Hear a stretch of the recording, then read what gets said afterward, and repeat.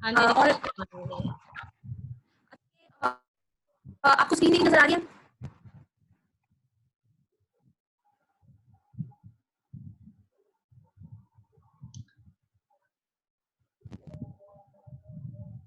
दुरेनाब आपकी screen share नहीं हो रही, काइंडली आप दोबारा चेक करेंगे इसको।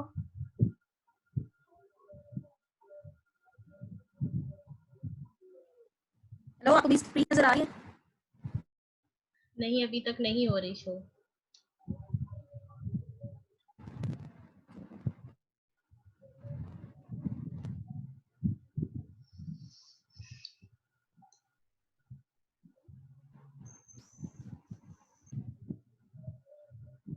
दुरेनाब आपको आवाज आ रही है?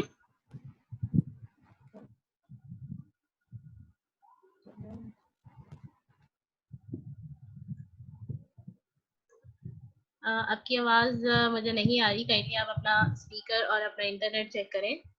उस वक्त तक मैं आप लोगों को उस हवाले से बता देती हूँ कि जब तक दुरेनाब का नेट ठीक नहीं होता उस वक्त तक मुझे हम। थोड़ा सा लैपटॉप के साथ हाँ जी, आप ठीक है, मेंटेन इशू हो कर रहा है, मेरे ख्याल में मुझे दोबारा से स्टार्ट करना पड़ेगा। आप लोगों की आवाज आ रही है? प्लीज मुझे बताइए। आवाज आ रही है आपकी, लेकिन डिस्टॉर्टेड है, थोड़ा सा सेट करने काइंडली।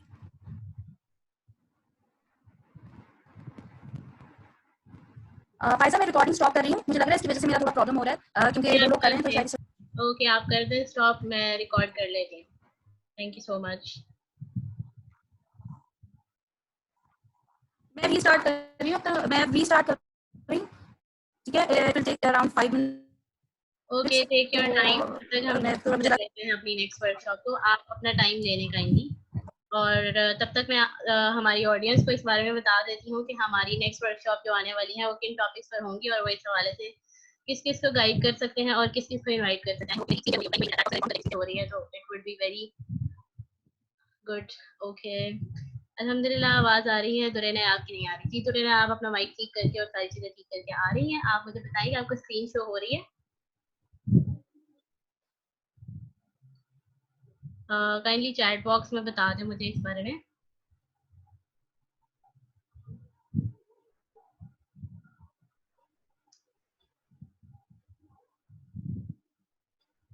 जी हो रही है, thank you so much Rizwana.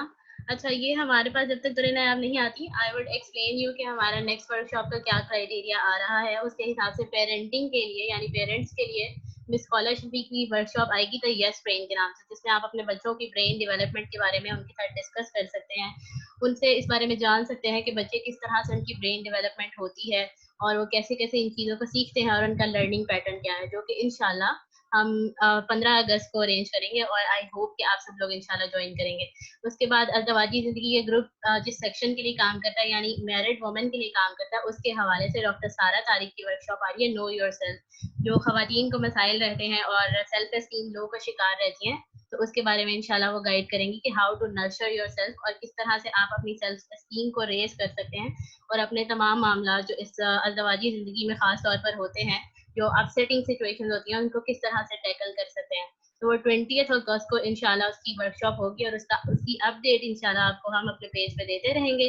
और लास्ट में हमारे पास इस अगस्त के मंथ में यंग गर्ल्स के लिए, यानी आप टीने ग्रुप की रिप्रेजेंटेशन के लिए वर्कशॉप आ रही है miss Javeria Ghazanfar.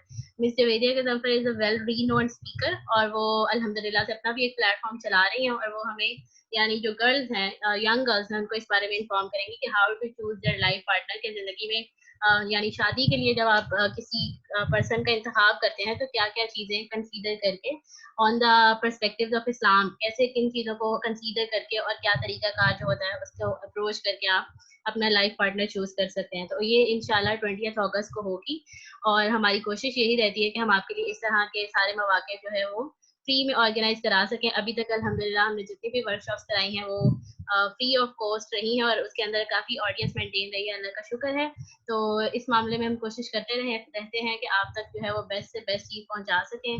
I am hoping कि तुरंत आप ज्वाइन कर लें हमें, उस वक्त तक हम कुछ सुन लेते हैं, तब तक वो इंशाल्लाह ज्वाइन कर लेंगे और मैं उनसे रब्ता करती हूँ, वो आई होप कि तब तक मेंटेन कर लें अपना सारा tempo. Thank you so much for your patience.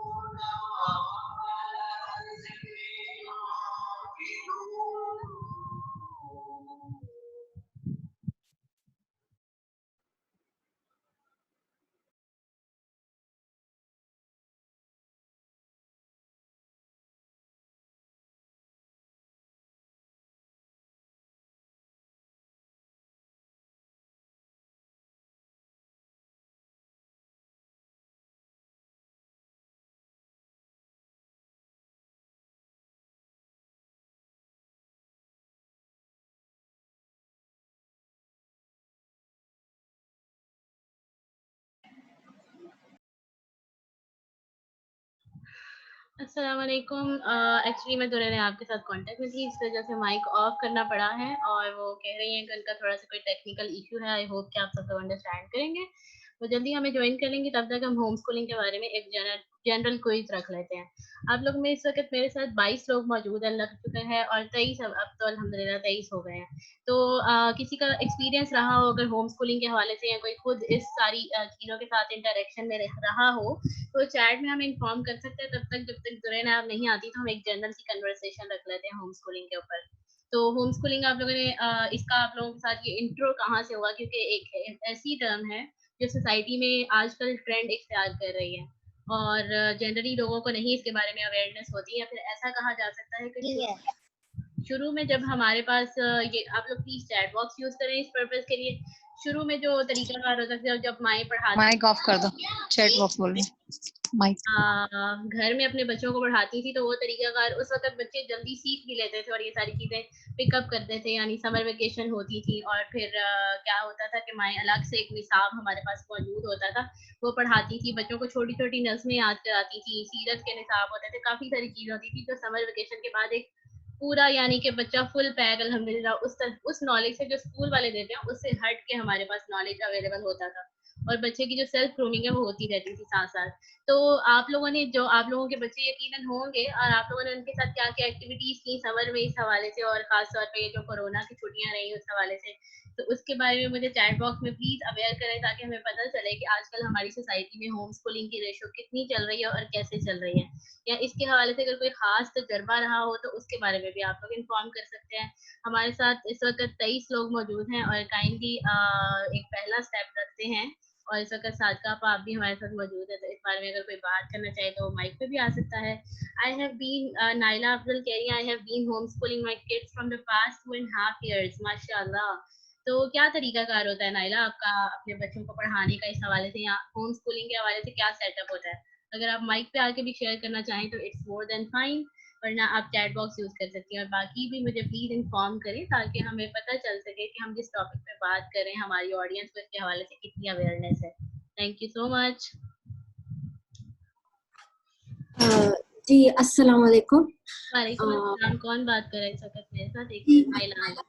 हाँ जी, हाँ जी। नाइला इकबाल बात कर रही हूँ। जी। मैं पिछले तकरीबन 2.5 साल से अपने बच्चों को होम स्कूलिंग कर रही हूँ। अभी मेरी जो है वो बड़ी वाली 6 साल की है, छोटा वाला बेटा जो है वो 4 साल का है। शुरू में तो जो है वो काफी टफ था जब मैंने किया, क्योंकि हम लोगों की जो थिंकिंग होती है, जो बचपन से हमारे ब्रेन में फीड किया हुआ होता है कि वही स्कूल जाते हैं बच्चे तो वही पढ़ते हैं, तो वो काफी सोसाइटल प्रेशर भी था मेरे पे कि बच्चे जो हैं वो वही सीखें जो स्कूल में सीख रहे हैं। और बहुत मैं मगर उसके बाद जो है वो मैं ERDC के सलमान आसिफ सिद्दीकी के मैंने बहुत सारे लेक्चर्स देखे और सुने। मैं वहाँ पे जाके उनसे मिली भी, आयशा सिद्दीकी हैं उनसे मिली, तो मेरा जो है वो माइंड काफी ओपन हुआ। और मैंने सबसे पहले जब आप, मुझे लगता है कि पेरेंट्स को थोड़ा रिलैक्स होना चाहिए और शुरू में फिर देन आए फॉलो के जो बच्चे चाहते थे ना, क्योंकि उस वक्त वो छोटे थे। मेरी बेटी जो है वो 4 साल की होने वाली थी और छोटा वाला बेटा तो उस वक्त मेरे ख्याल में 2 साल का भी नहीं हुआ था। तो फिर मैंने जो वो चाहते थे ना सीखना, मैं फिर उनको वही सिखाती थी। मैंने घर में जो है वो सेटअप तो एज सच नहीं बनाया था उस वक्त, पर जैसे टेबल चेयर्स थी और मैंने बहुत सारा आर्ट का बहुत सारा सामान ले लिया था, जैसे पेंट्स खरीद लिए थे। और मतलब हम आर्ट वर्क और फिर हम नेचर वॉक पे जरूर जाते थे, पार्क जा रहे हैं, सी साइड पे जा रहे हैं, तो वो जो एक नेचुरल लर्निंग होती ना बच्चों की, कि अपने उस टाइम पे छोटे बच्चों के जो आप वोकेबलरी इंक्रीज कर रहे हैं इंग्लिश उर्दू दोनों में, इस तरह से साइंस एक्सपेरिमेंट्स कर रहे हैं, किचन में देख रहे हैं कि पानी बॉयल हो रहा है तो वो स्टीम बन रहा है। आया आपको समझ? मतलब जो डेली, मतलब अक्सर लोग ये समझते हैं कि होम स्कूलिंग में वही है कि पूरा स्कूल उठा के आप घर पे ले आए, जो चीजें स्कूल में यूज हो रही है घर पे करें। शुरू में मैंने ऐसा किया, फिर वो होता है ना वक्त के साथ साथ आप चीजें सीखते हैं। और पाकिस्तान मतलब इतना ज्यादा आपका मतलब लोग गाइड करने वाले इसमें कम होते हैं, तो फिर आहिस्ता आहिस्ता खुद ही से सीखा, नेट पे बहुत सर्चिंग की कि नहीं, हमें जो हमारे घर में ही चीजें हैं उन्हीं को आपने कैसे यूटिलाइज करना है। तो ये सारी चीजें मैं साथ साथ स्टिल अभी भी जो है वो इसी तरह से आई ट्राई टू यूज की जो नेचुरल चीजें हैं, बच्चे पार्क में जाके मिट्टी से खेलें और इंसेक्ट्स खुद ही से सर्च करें, और जो कुछ भी हो रहा है मतलब वो खुद सर्च करते हैं, खुद देखते हैं और फिर आके मुझे बताते हैं। माशाल्लाह, मतलब ये कि आपकी जो ये एफर्ट है जो आप 2.5 साल से कर रही हैं वो रिजल्ट ओरिएंटेड लग रही है माशाल्लाह आपको, ऐसा ही है ना? और ऐसा नहीं है कि लोग अक्सर मुझसे कहते हैं सोशलाइज कैसे नहीं होते, तो हमारे यहाँ पे, क्योंकि मैं यहाँ सऊदीया में रहती हूँ, तो यहाँ पे एक छोटा सा रीडिंग क्लब है। तो मेरी बेटी बड़ी वाली जैसे वहां जाके रीडिंग करना, स्टोरी टेलिंग सेशन, मतलब वो उसको मतलब बोलने का बहुत शौक है, अपनी स्टोरीज बनाने का बहुत शौक है, तो वो छोटी छोटी अपनी स्टोरीज जाके, या मैं घर में भी जो है वो जैसे प्ले डेट अरेंज करती हूँ तो उसमें वो एक छोटी सी अपनी स्टोरी जरूर सुनाती है। इसी तरह से छोटा वाला बेटा भी, मतलब ऐसा नहीं है कि लोग समझते हैं कि हम होम स्कूलिंग, हमारा बच्चा घर में है तो वो घर में ही बंद है, बाहर नहीं जा रहा है। तो सबसे पहले कॉन्सेप्ट तो मुझे लगता है लोगों का ये क्लियर होना चाहिए, होम स्कूलिंग का मतलब ये नहीं कि हमने अपने बच्चे को घर में बंद कर लिया। मेरी बेटी स्विमिंग का उसको शौक है, तो हमने उसे स्विमिंग का, फिर उसे कराटे, अब तो वो उसको बेटे को कराटे में डाला था, उसको जिम्नास्टिक में डाला था, बेचारों ने एक ही दिन की क्लास ली और कोरोना की वजह से बंद हो गया। तो ऐसा नहीं है कि they go out, they mingle with the friends, उनके अपना फ्रेंड सर्कल है, सब सोशलाइजेशन भी सब होती है होम स्कूलिंग में। माशाल्लाह, आपका ये इस वाली जो पोटेंशियल है उसके बारे में सुन के तो बहुत अच्छा लग रहा है कि हम जिस टॉपिक के लिए यहाँ पर बैठे डिस्कशन कर रहे हैं तो वो रिजल्ट ओरिएंटेड है अल्हम्दुलिल्लाह। आई होप कि दुनिया अब आपने अब तक कनेक्ट कर लिया होगा। अभी मैं और जी नाइला जी यहाँ पर बिल्कुल डिस्कस कर रहे बिल्कुल। थे होम स्कूलिंग के बारे में, तो अब हम स्टार्ट कर लेते हैं आपके टॉपिक के ऊपर। तो इंशाल्लाह विल जी try to cover it in 4। Okay, thank you so इंशाल्लाह। मच। अस्सलाम वालेकुम रहमतुल्लाहि व बरकातुहू। आई एम सो सॉरी, मैं माजरत खा हूँ सबसे, इसलिए क्योंकि कभी कभी जो है ना वो टेक्नोलॉजी धोखा दे देती है। तो सब कुछ आपने तैयार करके रखा होता है, लेकिन अल्लाह ताला की मर्जी होती है जो भी होता है। तो हम आज की प्रेजेंटेशन का आगाज़ करेंगे। जैसा कि फ़ायज़ा ने आपको बताया होगा कि हमारा जो इस्लाह नेटवर्क है उसका मकसद क्या है, और उसकी प्रेजेंटेशन, उसकी जो सारी वर्कशॉप्स हैं और जो कुछ हमको जो कोर्सेज हम करवाते हैं उनका क्या मकसद है। तो इंशाल्लाह ताला नेक्स्ट मंथ हमारा होम स्कूलिंग का हम एक कोर्स भी करवाने लगे हैं, जो कि हमने पेरेंटिंग प्रोग्राम स्टार्ट किया था कुछ अर्से पहले, 2 महीने पहले, और माशाल्लाह जो काफ़ी कामयाबी से चल रहा है, जिसके अंदर हम ये चाहते हैं कि वालिदैन के अंदर कुछ ऐसी सलाहियतें पैदा हो सकें जिस की बिना पर वो वालिदैन के सही दर्जे पे फायज हो सकें। अल्लाह ताला ने हमें औलाद से की नेमत से सरफराज किया है, लेकिन हम औलाद की तरबियत कैसे करते हैं ये हमें बताता है, और ये हमें सिखाता है कि हम किस स्टेटस पे हैं, हम वाकई उस पोजीशन पे हैं कि नहीं है कि हम वालिदैन की बच्चों की सही से तरबियत कर सकें। तो होम स्कूलिंग या तरबियत जो है बच्चों की, इनका आपस में बड़ा जोली दामन का साथ है। बच्चे जब आपके साथ मौजूद होते हैं तो उस वक्त पता चलता है कि आप बच्चों को सही से हैंडल कर पाते हैं कि नहीं कर पाते हैं। और अक्सर आपने देखा होगा आजकल लॉकडाउन के जो डेज हैं उसमें वालिदैन को बड़ी बच्चों से शिकायत रहती है, और वो परेशान रहते हैं कि बच्चे जो हैं वो कब स्कूल जाएंगे और कब हमारी जान छूटे, जो कि एक अलमिया है। इसलिए क्योंकि आप सबको मालूम होगा कि बहैसियत मुसलमान अल्लाह ताला ने बच्चों की तरबियत की जिम्मेदारी हमारे ऊपर लगाई है, ना कि स्कूल्स के ऊपर जिस तरह हम कम्प्लीटली रिलाई कर लेते हैं, ना कि दूसरे ट्यूटर्स पे, इंस्टीट्यूशंस पे, दूसरे लोगों पे हम कम्प्लीटली रिलाई करते हैं, बल्कि हमारे ऊपर ये जिम्मेदारी है कि हम अपने बच्चों की तरबियत कैसे करते हैं। और तरबिया का जो एक कॉन्सेप्ट है वो हमारी बिल्कुल समझ से अभी दूर है, क्योंकि हमने अपने जो कामयाबी के मयार हैं वो तब्दील कर लिए हैं। कामयाबी के मयार हमारे बहुत ही दुनियावी हैं, और हम ये समझते हैं कि वही बच्चा कामयाब है जो फर्स्ट आता है, सेकंड आता है, थर्ड आता है, और बहुत अच्छे यानी नंबर लेता है, बहुत अच्छे तरीके से दूसरी क्लास में चला जाता है, और हर साल एक नई क्लास में चला जाता है, और बहुत अच्छा कोई प्रोफेशनल डिग्री ले लेता है।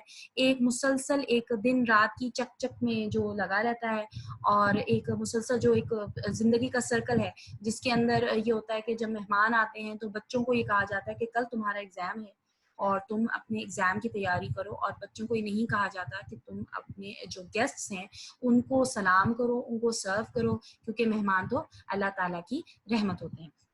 तो आई टू होम स्कूल का मकसद ये है, इस वर्कशॉप का मकसद ये है कि आपको ये बताना कि क्यों होम स्कूलिंग बेहतर है, और ये भी बताना कि जब आपके बच्चे वीकेंड्स पे भी आपके पास होते हैं, जब वेकेशंस में आपके पास होते हैं, विंटर वेकेशंस होती हैं, समर वेकेशंस होती हैं, कोई भी हॉलीडेज होती हैं दूसरी, या जैसे अभी लॉकडाउन के डेज हैं, तो ये आपके लिए उस्ताद ना बन के सामने आ जाए, ये आपके लिए मुसीबत ना बने, बल्कि ये आपके लिए एक नेमत हो जो कि अल्लाह ताला ने आपको दिया था, और जो एक फरीजा हो कि आपके लिए जन्नत के रास्ते की तरफ कदम है, और आपकी आंखों का वो की ठंडक बने, और खुद भी आप उनको ऐसा बनाएं कि जो है वो आगे जाके जन्नत की तरफ उनकी पेशकदमी हो सके। तो हम देखते हैं कि इसमें क्या क्या चीजें हैं। सबसे पहले हम ये देखेंगे भाई होम स्कूलिंग है क्या। ठीक है, क्या है home schooling? Home schooling basically ये है कि आप जहाँ पे बच्चों को सिखाते हैं पढ़ना लिखना, तमाम नेचर से जो कुछ आप लर्न करते हैं, इंफॉर्मेशन जो आती है, नॉलेज जो कुछ आता है, वो सब विदाउट एनी प्रेशर है, विदाउट एनी पेस है, फ्रेम्ड नहीं है, यानी कि उसमें कोई जोर जबरदस्ती नहीं है कि अगर आज तुम्हें नहीं आया तो कल तुमने इसको नहीं पढ़ना, बल्कि कल तुम नई चीज पढ़ोगे। चाहे तुम्हें वो पिछला सबक आया हो या ना आया हो, समझ आई हो या ना आई हो, उसका मकसद सिर्फ रट्टा हो या ना हो, रट्टा ना हो, बल्कि वो चीज आपके अंदर एक नॉलेज बन के आपके बच्चे के अंदर वो जज्ब हो जाए, उसकी रूह का हिस्सा बन जाए। ये है होम स्कूलिंग। ठीक है, देखिए इसमें चीजें आ जाती हैं, सबसे एक और इम्पोर्टेंट चीज आ जाती है जो हमारे लोगों को नहीं पता। नॉलेज की 7 किस्में हैं। ठीक है, नॉलेज गेन करने की 7 सोर्सेज हैं। सही है। उनमें एक सोर्स ये है कि आप सफर करके, यानी आप ट्रैवल करके नॉलेज हासिल करते हैं। एक होता है नॉलेज जो आपके अंदर अल्लाह ताला ने इंस्टिंक्ट में आपके दिया होता है, नेचुरल एक नॉलेज होता है। जैसे आपको पता होता है कि आपने मुंह से खाना है। एक छोटे बच्चे को आप सिखाते नहीं है कि तुमने मुंह से खाना है, उसको पता है कि उसको मुंह से खाना है। ये उसका एक नॉलेज है, उसको अल्लाह ताला ने एक मालूमात दी हुई है, एक जिंदगी में इल्म दिया हुआ है उसको। ठीक है, एक नॉलेज होता है जो आपको मजलिस से मिलता है। ठीक है, एक नॉलेज होता है जो आपको एक्सपीरियंस से मिलता है। कोई चीज होती है जो आप वैसे आप कर रहे होते हैं, आप देख रहे होते हैं, आपको नहीं समझ में आती। जब आप उसको एक्सपीरियंस करते हैं उससे आपको समझ में आती है। एक नॉलेज होता है, एक तरह का नॉलेज होता है जो आपको ऑब्जर्व करके लोगों को मिलता है कि ये मैंने चीज देखी, मैंने ऑब्जर्व किया, मुझे ऐसा लगा कि ये ऐसा है दुनिया। तो ये मुख्तलिफ किस्म के सोर्सेज और नॉलेज के, ठीक है, जो नेचुरल सोर्सेज हैं। तो जब हमारे पास नेचुरल सोर्सेज मौजूद हो, तो ये मॉड्यूल है, जो ये एक नया मॉडल है हमारे पास, जो स्कूल का सिस्टम है, इसको जो हमने अपनाया है, ये हमने क्यों अपनाया है, इसके बारे में सोचना हमें बहुत जरूरी है। इसकी वजह क्या है? ठीक है, तो होम स्कूलिंग बेसिकली क्या है? होम स्कूलिंग ये है कि आप उस दुनिया में जो एक रिवाज आम है, उसको उसकी क्यों को पहचानते हुए कि हम ये काम क्यों कर रहे हैं, उसको उसकी असल की तरफ लेकर आए। यानी असल क्या था? असल ये था कि दुनिया में पहले जो इल्म हासिल किया जाता था वो मजलिसों से हासिल किया जाता था, उस्ताद से, मेंटोर से हासिल किया जाता था, सफर करके हासिल किया, एक्सपीरियंस से हासिल किया जाता था, ऑब्जर्वेशन से हासिल किया जाता था, कुछ डिवाइन होता था। और ये तमाम चीजें जब मिल जाती हैं तो नॉलेज जो है वो आपका विजडम बन जाता है। और सबसे पहले वालिदैन को ये सोचना चाहिए कि हमें अपने बच्चों के आगे रोल मॉडल्स बनना है या मेंटोर्स बनना है। जब हम सही मेंटोर्स बनते हैं अपने बच्चों के लिए, ठीक है, सही रहनुमा बनते हैं अपने बच्चों के लिए, तो उसके बाद हम बच्चों को इस काबिल बनाते हैं कि वो सही मेंटोर को चूज कर सके अपनी जिंदगी। हर इंसान अपनी जिंदगी में किसी को आइडियलाइज करता है। ठीक है, जिसको आइडियलाइज करता है उसके पीछे जाता है। जैसे अल्लाह ताला ने कुरान पाक में सूरह फातिहा में कहा है कि सिरातल लजीना अनअमता अलैहिम गैरिल मगदूबी अलैहिम वलद्दॉलीन। मतलब सिरातल लजीना अनअमता अलैहिम, उन लोगों के रास्ते पर चला, ये हमारे लिए दुआ है, हम दुआ करते हैं, उन लोगों के रास्ते पर चला जिन पर तेरा इनाम हुआ। उन लोगों पे नहीं जिन पे तेरा अजाब हुआ, उन पे चला जिन पर तेरा इनाम हुआ। तो हमें इनाम वाले रास्ते पे चलने के लिए जो हम दुआ करते हैं वो क्यों करते हैं?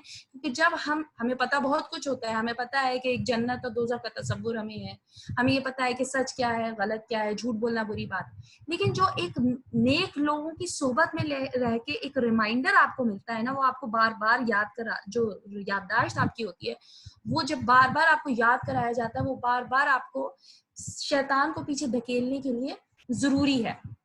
तो मेंटोर इसलिए बहुत जरूरी होता है। आपने कभी पुराने जमाने की अगर पाकिस्तानी फिल्में देखी हूँ तो मेरे बचपन में बहुत आया करती थी पीटीवी के ऊपर, तो वो मैं कभी, मुझे याद है छोटे होते वो देखती थी। उसमें कभी आता था कि एक बच्चा था जो किसी बहुत ही अमीर आदमी के यहाँ पैदा हुआ और उसको किसी गरीब आदमी ने उसको अगवा कर लिया, चोर ने अगवा कर लिया, और उसके बाद उसने उसको, या उसको वो मिल गया कहीं से, और उसके बाद उसने उसको चोरी की तालीम दी और वो बच्चा बहुत बड़ा चोर बन गया। ठीक है, तो इसका मतलब ये हुआ, और ये हकीकत है, इसका मतलब ये हुआ कि जो उसकी असल थी वो तो कुछ और थी। उसके घर वाले शरीफ नेक लोग थे, अच्छे लोग थे, वफादार लोग थे, लेकिन जो उसकी तरबियत थी वो एक चोर ने की और चोर उसका मेंटोर बन गया। तो अच्छा और बुरा मेंटोर आप चूज करते हैं अपने लिए, और आप अपने बच्चों को ये भी सिखाते हैं कि आपने अच्छा और बुरा मेंटोर किस तरह अपने लिए चूज करना है। आपके बच्चे आपको ये भी देखते हैं कि आप क्या चूज कर रहे हैं अपनी जिंदगी में। ये जो आपकी चॉइसेस हैं, ये तब आप अपने बच्चों को बता सकते हैं जब आपके साथ आपके बच्चे रहते हैं, जब आपके साथ आपके बच्चों का ताल्लुक होता है। और आजकल का जो स्कूल का डायलेमा ये है कि हम ज्यादातर केसेस में हमारे यहाँ बच्चे जो हैं उनके स्कूल्स इतने लंबे टाइम पे मुहित होते हैं, इतना वक्त ले लिया जाता है स्कूल का, या तो स्कूल अगर टाइम कम भी है तो वो इतना ज्यादा होमवर्क दे दिया जाता है कि बच्चे एक मुसलसल एक सर्कल में घूमते रहते हैं और वो वही काम कर रहे होते हैं जो स्कूल की तरफ से उनको मिला होता है। तो हम भी उसी काम में उनको लगाते हैं, हम भी कहते हैं भाई तुम्हारी टीचर डांटेगी या हमारी नाक कट जाएगी, तुम्हारी पोजीशन नहीं आएगी, तो तुमने यही काम करना है। तो हमारा जो उनसे ताल्लुक बनना चाहिए वो हमारा ताल्लुक नहीं बन पाता। जब हमारा रिलेशनशिप उनसे नहीं बन पाता, हम उनसे दुनिया की दीन की बातें नहीं कर पाते, तो हमारे साथ उनका वक्त उस तरह नहीं गुजरता, तो हम बच्चों को की तरबियत में उस तरह किरदार अदा नहीं कर सकते। तो होम स्कूलिंग का पर्पस ये होता है कि आप उनके साथ ताल्लुक बनाते हैं, आपके पास एक वक्त होता है जिसपे आप अपनी पेस पर बिला किसी प्रॉब्लम के, परेशानी के, झिझक के, पूरा कॉन्फिडेंस के साथ, क्योंकि बच्चे को जब एग्जाम नहीं होते, बच्चे को जब डर नहीं होता और आपने डराया नहीं होता किसी रिजल्ट का, उसको ये नहीं पता डर होता कि कल उसको होमवर्क देना है, उसको ये डर नहीं होता कि मुझे मार पड़ेगी या डांट पड़ेगी कि मैंने ये काम नहीं किया, और वो चीटिंग फिर नहीं करता, तो फिर आप वो एक बहुत ही फन वे में चीजों को लर्न करता है। इस पे मैं आपको आगे जॉन हॉल्ट के बारे में भी बताऊंगी, मगर जॉन हॉल्ट की किताब से मैं आपको एक इक्तबास सुनाती हूँ कि जॉन हॉल्ट ने लिखा है कि किसी भी कोई भी इंसान किसी भी उम्र में कुछ भी सीख सकता है। उसके लिए जरूरी ये है कि वो फन से सीखे, फन लविंग हो, मतलब उस चीज को वो बहुत बगैर किसी प्रेशर के साथ सीखे और बहुत ही नॉर्मल वे में, बगैर ये सोचे समझे कि यार मुझे किसी को दिखाना है, किसी को सुनाना है। एक मौसीकार, उन्होंने खुद 40 साल की उम्र के बाद उन्होंने फ्लूट पे जाना सीखा था। तो वो कहते थे कि अगर किसी के सामने अगर आपने कोई परफॉर्मेंस करनी है, अगर म्यूजिकल इंस्ट्रूमेंट भी बजाना है, तो आप ये मत सोचिए कि मैं इसके सामने परफॉर्म कर रहा हूँ, आप ये सोचिए कि नेचुरल वे में, आप ये सोचिए कि मुझे मजा आ रहा है, मुझे बहुत अच्छा लग रहा है और मुझे बस जैसे मैं अपने कमरे में बजा रहा हूँ। अगर आप ये सोचेंगे तो यू विल परफॉर्म बेटर।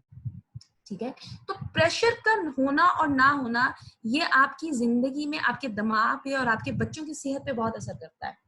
तो जब आप होम स्कूल करते हैं तो आपके ऊपर भी प्रेशर नहीं होता, बच्चे पे भी नहीं होता, आपके ऊपर होता है तो बच्चे के ऊपर भी प्रेशर होता है, और आप अपनी एंजाइटी और अपना डिप्रेशन बच्चों में ट्रांसफर करते हैं। आजकल होम स्कूलिंग बहुत ज्यादा आम है, इसके बहुत सारी वजूहात हैं। एक तो ये जो मैंने आपको वजह बताई कि प्रेशर, एंजाइटी, डिप्रेशन का दौर है, वक्त अपने असल की तरफ भी जा रहा है। कहते हैं कि हर एक सेंचुरी के बाद जो दूसरी सेंचुरी होती है उसमें लोग जो हैं, या जो पूरी दुनिया जो है वो वापस उस तरफ जाती है जहां से वो शुरू हुई थी। मिसाल के तौर पे अब से कुछ अरसे पहले, यानी पिछली सेंचुरी में अगर आप देख लें तो रेसिज्म इतना आम नहीं था। रेसिज्म के बारे में सिर्फ बातें होती थी, बिगॉटरी के बारे में बातें होती थी, एक्सट्रीमिज्म के बारे में बातें होती थी। शुरू हुआ था कि टॉलरेंस कम हो रही है लोगों के अंदर दूसरे मजहब के बारे में, दूसरे इंसान के ओपिनियन के बारे में, और ये जो बातें की जाती थी, सिर्फ बातें की जाती थी। ये जो यहूदियों को मारा गया था होलोकॉस्ट में, उनके बारे में बातें की जाती थी, यहूदियों पर बड़ा जुल्म किया हिटलर ने खास तौर पे, और किस तरह से कत्ल किया। तो वो चीज बड़ी कहानी की तरह लगती थी कि ऐसा कैसे हो सकता है कि कोई एक इंसान किसी पूरी कौम को खत्म कर दे सिर्फ इसलिए कि उसका इबादत करने का तरीका मुख्तलिफ है, या वो मुख्तलिफ तरीके से अल्लाह ताला को जानता है, या मजहब उसका कोई और। लेकिन अब जब आप इस सेंचुरी में आते हैं तो आपको ये पता चलता है कि इंसान वाकई अपनी असल की तरफ वाकई जा रहा है, क्योंकि रेसिज्म बढ़ चुका है, बिगॉटरी बढ़ चुकी है, टॉलरेंस खत्म हो चुकी है, और दुनिया में जिस तरह से सरबराहाने हुकूमत आए हैं जो कि इंतहाई एक्सट्रीमिस्ट है, तो आपको ये समझ में आएगी एक्सट्रीमिज्म कितना बढ़ चुका है। मुसलमानों को किस तरह मारा जा रहा है हिंदुस्तान में, मुसलमानों को किस तरह खत्म किया जा रहा है। अभी बैरूत पे किस तरह से हमला हुआ, धमाका हुआ, ट्रंप आ गया अमेरिका में, इंडिया में आ गया मोदी। तो the people they are going towards the extremism. इसी तरह से जो होम स्कूलिंग है ये राइज थी ये 1800-1700 में, ठीक है, और इसका रिवाज आहिस्ता आहिस्ता बढ़ा 1900 में, और 1960 की दहाई में ये असल पे इसके ऊपर स्कूलिंग के ऊपर काम शुरू हुआ। और इंसान का ये तरीकाकार है कि जब भी इंसान किसी चीज को बढ़ाता है या उसके बारे में उसके बारे में कोई काम करना शुरू करता है, तो उसको बहुत ज्यादा क्या कहते हैं मार्केट करता है, एम्फसाइज करता है और कहता है कि मैंने ये काम जो है ना ये बिल्कुल ठीक है। दुनिया में कोई भी चीज राइज होने लगती है, जैसे कोई मेडिसिन राइज होने लगती है, तो उसकी बीमारी के बारे में, उस जिस बीमारी के लिए वो है, उस बीमारी के बारे में बहुत ज्यादा शोर मचाया जाता है ताकि इस दवा को हम खा सकें, ये इस वैक्सीन को हम ले सकें।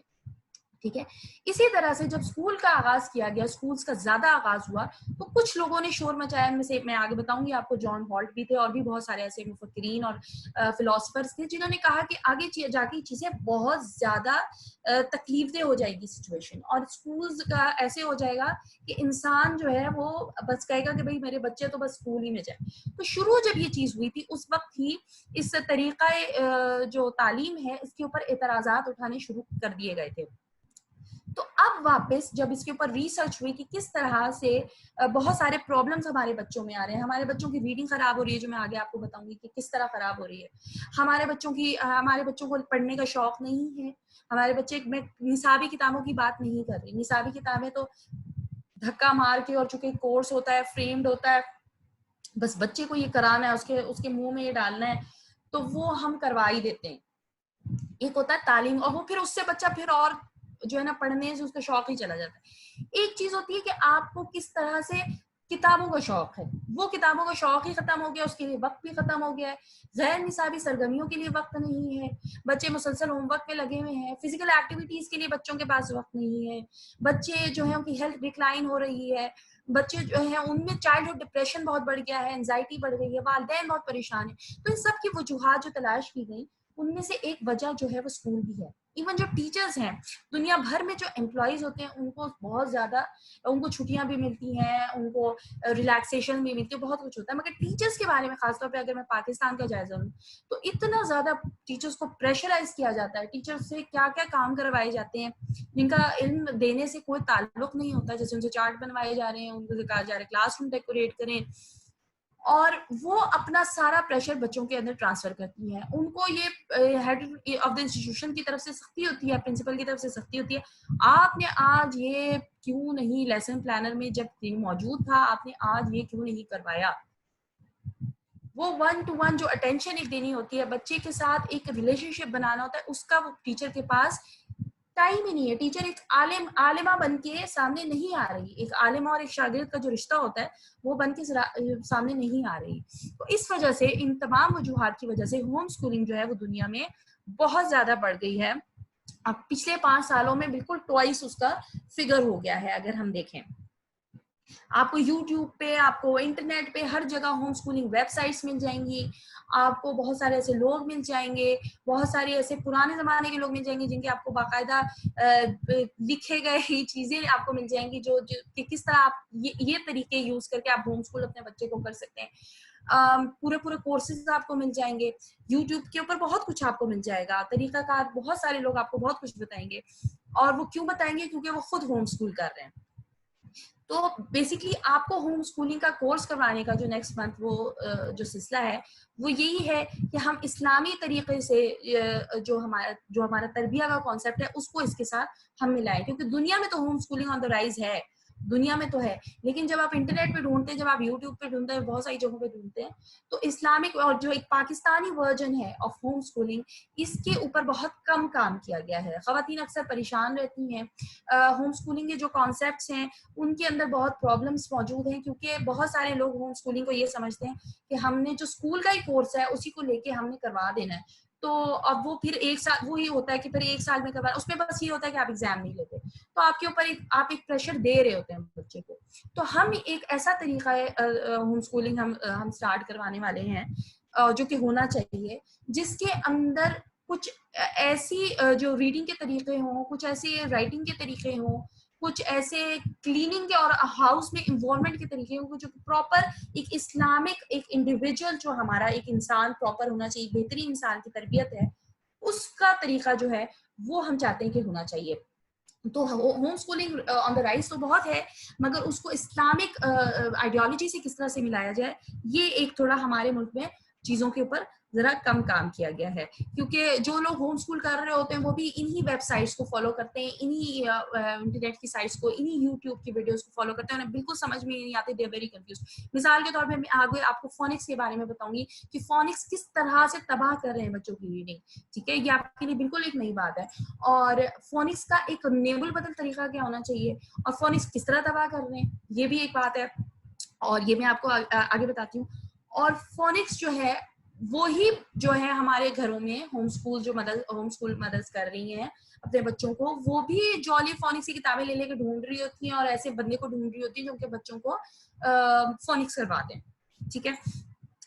तो दूसरी वजह जो हुई हमारे यहाँ, जो अब हुई है, वो ये कि राइज ऑफ पेंडेमिक, ठीक है, ये एक उस्ताद बच्चों वालिदैन के ऊपर बाकायदा पड़ गई है। वालिदैन से बच्चे हैंडल नहीं हो रहे, वालिदैन से बच्चों का कोई ऐसा ताल्लुक नहीं बना था, बच्चे 5-6 महीनों से घरों में हैं। हमारे यहाँ सुना है कि 15 सितंबर से शायद स्कूल खुल रहे हैं, लेकिन बहुत सारे ऐसी ममालिक हैं जहाँ पे कह दिया गया कि भाई 1 साल तक हम नहीं खोल रहे तो आप होम स्कूल ही करें।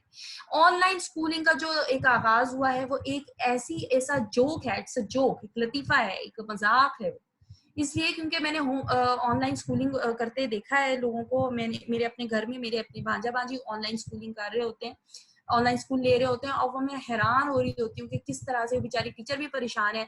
आधा टाइम इस चीज पे गुजर जाता है कि बेटा माइक म्यूट कर दें, बेटा माइक अनम्यूट कर दें, बच्चों को समझ नहीं आ रही होती। छोटे बच्चे होते हैं, उनको वो कई दफा भाग जाते हैं, कोई बच्चा वॉशरूम जा रहा है, कोई बच्चा नीचे टेबल के बैठा हुआ है, कोई खाना खा रहा है, कोई सोया पड़ा है। थोड़े से बड़े हो जाते हैं, चालाक हो जाते हैं, चीटिंग करने आती है, वो मुख्तलिफ और तरीके इख्तियार कर रहे हैं कि उनको गेम्स खेल रहे हैं, माँ बाप को पता नहीं, बाद में पता चला बच्चे की कोई अटेंडेंस नहीं है। ये भी हुआ है बच्चों के साथ कि बच्चों ने अपने क्विज किसी और से करवाए हैं, दूसरों के क्विज किसी और से करवाए हैं, तो एक जो चीटिंग का रुझान है वो बढ़ गया है। स्क्रीन टाइम बहुत बढ़ गया है, जो कि बहुत सारी जो है, हमने पिछला कोर्स करवाया था लर्निंग डिसेबिलिटीज, इंटेलेक्चुअल डिसेबिलिटीज की बहुत बड़ी वजह स्क्रीन। तो हम ये कहते हैं कि स्क्रीन से आप दूर हो जाएं, और ये एक ऐसा तरीका कार है जो एक मजबूरी बन गया, जिसकी वजह से ऑनलाइन स्क्रीन जो है, स्क्रीन का बहुत ज्यादा यूज होने लगा है। जिस चीज के बारे में हम कहते थे कि स्क्रीन नहीं इतनी यूज करनी चाहिए, छोटे बच्चों के लिए बिल्कुल 0 होनी चाहिए, वहां पे वालिदैन को मजबूरन अपने बच्चों को स्क्रीन देनी पड़ रही है। और एक और जो एक प्रॉब्लम आ गया कि जैसे हर बच्चा जो है, अगर 4 बच्चे किसी शख्स के मिसाल के तौर पे, तो 4 गैजेट्स तो नहीं होते हर घर में, ठीक है। आपने एक बच्चे को एक मोबाइल दे दिया, एक को लैपटॉप, दूसरे को लैपटॉप, कितने लैपटॉप्स होंगे, कितने गैजेट्स होंगे? जो लोग अफोर्ड नहीं कर सकते उनके लिए बहुत प्रॉब्लम हो गया। तो स्कूल आपके लिए अनअफोर्डेबल भी बन गया जब से ये पेंडेमिक राइज हुआ, ठीक है। तो इस क्राइसिस ने बहुत सारे वालिदैन को इस बात पे मजबूर कर दिया कि हम अपने बच्चों को होम स्कूल ही कर लेते हैं, और बहुत सारे वालिदैन को इस स्कूल के इंतजार में अभी तक बिठा के रखा हुआ है। तो और कईयों की आंखें खुली हैं, वो कहते हैं ना आंखें वाह हो जाना, खुल जाना, तो वो अंदर की आंख खुल गई है उनकी कि हमारे बच्चे तो पता नहीं क्या बन गए। हम तो समझ रहे थे कि हमारे बच्चे जो जाते थे तो बहुत कुछ सीख कर आ रहे थे, तो सिवाय एक सोशल इंटरेक्शन के, जिसके बारे में खातून नबी नाइला नाम था उनका, वो ये बता रही थी कि हाँ, सोशली इंटरेक्ट करवा सकते हैं बच्चों को बहुत सारे तरीके हैं, इसके लिए सिर्फ स्कूल भेजना जरूरी नहीं है, ठीक है। अनटिल अनलेस जो है, बहुत सारे ऐसे बच्चे होते हैं जिनके साथ दूसरे इश्यूज होते हैं, न्यूक्लियर फैमिली में होते हैं, न्यूक्लियर फैमिली के बच्चे भी जा सकते हैं। बहुत सारी जगहों में पार्क्स हैं, म्यूजियम्स है, लोगों से इंटरेक्शन है, बहुत सारे तरीके हैं सोशल इंटरेक्शन के। लेकिन कुछ ऐसे बच्चे होते हैं जिनके साथ बिहेवियर इश्यूज हो जाते हैं, इंटेलेक्चुअल डिसेबिलिटीज के इश्यूज हो जाते हैं, उनके लिए फिर कई दफा होता है कि शुरू में आपके लिए बच्चों के लिए स्कूल बहुत जरूरी होता है, जो नॉन वर्बल बच्चे खासतौर पर होते हैं, कि वो सोशली इंटरेक्ट करें, और स्पीच के लिए उनकी कि उनको मुख्तलिफ आवाजें सुनाई दें ताकि वो मुख्तलिफ तरीके से बोलना सीख सकें। लेकिन जो आम बच्चे हैं हमारे पास, जिनके साथ इस तरह का अल्हम्दुलिल्लाह कोई मसला नहीं है, उनके लिए इस वक्त होम स्कूलिंग एक बेहतरीन तरीका है। अच्छा, फिर अब हम होम स्कूलिंग की बात करें कि हमें होम स्कूलिंग करनी चाहिए, तो हमें पहले ये देखना चाहिए कि वालिदैन अपने बच्चों को स्कूल भेजते क्यों है, इसकी वजह क्या है। एक तो ये कि उनको इतने सालों में, मैंने आपसे कहा कि इससे 1960 से पहले भी स्कूल्स थे, मगर 1960 की जो दिहाई में एक तूफान आया था स्कूल्स का, और साइकोलॉजिकली बच्चे को एक स्पेसिमेन के तौर पे ट्रीट किया जाने लगा और उसको देखा जाने लगा बहुत ज्यादा। तो उसके बाद वालिदैन का बाकायदा उस सदी से, एक उस दिहाई से एक ब्रेन वॉश किया गया, एक माइंड बनाया गया कि अगर उन्होंने अपने बच्चे को स्कूल ना भेजा तो एक बहुत बड़ी कयामत आ जाएगी। अगर आप अपने बच्चों को होम स्कूल करना स्टार्ट करते हैं, उधर आपको अपने घर के अंदर से आवाजें आनी शुरू हो जाती हैं, अब इसका क्या बनेगा? क्या तुम अपने बच्चे को स्कूल नहीं भेजोगी? ये स्कूल नहीं जाएगा, ये कैसे हो सकता है? फिर वो पढ़ेगा कैसे? फिर इसका बनेगा क्या? ये डिसिप्लिन कैसे हो? बहुत सारी बातें की जाती हैं आपके इर्द गिर्द। तो सबसे पहली चीज तो ये है कि आपका जो माइंड है उसको ये ब्रेन वॉश आपको कर दिया गया कि अगर आपने बच्चे को स्कूल नहीं भेजा तो बहुत बड़ी क़यामत है। जिन वालिदैन के बच्चों के साथ कोई मसले हो जाते हैं, कोई भी लर्निंग डिसेबिलिटीज या उनको बिहेवियर इश्यूज हो जाते हैं, उनके बारे में खास तौर पे उनको सबसे बड़ा प्रॉब्लम ये होता है कि हमारे बच्चे को कोई स्कूल में एडमिशन नहीं दिला रहा। ये बात सही है कि नॉन वर्बल बच्चों के लिए, सोशली इंटरेक्शन का जिन बच्चों के साथ प्रॉब्लम होता है, बिहेवियर इश्यूज होते हैं, उनके लिए स्कूल जाना अच्छी बात इसलिए कि वो बच्चों के साथ इंटरेक्ट करेंगे तो उन्हें इंटरेक्ट करना उनको उनके लिए ज्यादा, एक होता है ना, एक इंसान को शुगर है तो उसको दवा की ज्यादा जरूरत, एक इंसान को नहीं है तो उसको उसको दवा की जरूरत तो नहीं, तो उनके लिए ये एक दवा के तौर पे हम इस्तेमाल कर सकते हैं स्कूल को। लेकिन आपका ये सोचना कि मेरे बच्चे को स्कूल में एडमिशन कोई नहीं दे रहा या मेरा बच्चा स्कूल नहीं जाता तो बहुत बड़ी मुसीबत है, तो ऐसा नहीं है। आपका बच्चा स्कूल से बाहर बहुत कुछ जिंदगी में सीख सकता है। पहले जमाने में जितने लोग थे जिन्होंने बड़ी बड़ी इन्वेंशंस की, जिन्होंने दुनिया में तारीख साज रेवोल्यूशंस लेकर आए, साइंटिफिक रेवोल्यूशंस लेकर आए, जो बहुत बड़े आर्टिस्ट थे वो स्कूल्स नहीं जाते थे, बहुत बड़े आलिम थे स्कूल नहीं जाते थे। हमारे जो आयमा थे वो स्कूल नहीं जाते थे, उनकी जो माओं की जो गोद थी वो उनकी पहली दरसगाह थी, और उसके बाद जो उनकी माएँ उनको जिस मेंटोर के पास लेकर जाती थी वो मेंटोर उनकी दूसरी दरसगाह होता था, और वो मेंटोर उनकी इस तरह रहनुमाई करता था कि वो आगे जाके मजीद रहनुमाई लोगों की हासिल भी कर सकते थे और अब खुद भी एक रहनुमा बन जाते थे दूसरों को गाइड करने के लिए। तो सबसे पहली चीज ये कि we have to change our minds. दूसरी चीज ये होती है कि वालिदैन अक्सर अपनी जिम्मेदारी, सॉरी टू से, उससे सुबुकदोश होना चाहते हैं। आजकल का जो दौर है that is the world of convenience. हम हर चीज अपनी कन्वीनियंस के लिए चाहते हैं। हमें चाहिए अदरक लहसुन का पेस्ट पिसा हुआ मार्केट में, हमें चाहिए तमाम सॉसेस पिसी हुई, ठीक है, हमें चाहिए लाल मिर्च सब कुछ पिसा हुआ, हमें हर काम, हमें मेड चाहिए, हमें सब कुछ। मैं इस चीज को कतन बुरा नहीं कहती, आप अपनी कन्वीनियंस के लिए आप अपने सही चीजों की मतलब अगर आपकी प्रायोरिटी ये है कि मैं इस वक्त मैं बच्चों को ये ध्यान देना चाहती हूँ, मैं ये करना चाहती हूँ, तो करना चाहती हूँ, तो मेड जरूर रखिए। मैं बिल्कुल ये नहीं कि इस बात का, मैं पहले से बता दूं, इस बात का कतन ये मतलब नहीं है, लेकिन मैं आपको ये बता रही हूँ कि दौर कन्वीनियंस का, और हम इतने ज्यादा कन्वीनियंस पसंद हो गए हैं कि हमें ये होता है कि एक कतरा हमारा पसीना ना निकले, हम सारा दिन एसी में गुजार देते हैं। पहले जमाने के जो लोग हुआ करते थे वो कहते थे हमारा पसीना निकले, हम वॉक करें, हम एक्सरसाइज करें। पहलवानी लोग क्या करते थे, अपने आप को फिट रखने के लिए उनको शौक होता था। आजकल के दौर में आप पड़े रहते हैं, पड़े पड़े आप लैपटॉप उठाते हैं, पड़े पड़े आप मोबाइल उठाते हैं, सब कुछ आपके हाथों में आ गया है। टेक्नोलॉजिकल एडवांसमेंट ने हमें तकरीबन निकम्मा कर दिया है। हमें अब फिजिकल एक्टिविटी अपने लिए ढूंढनी पड़ती है, ठीक है।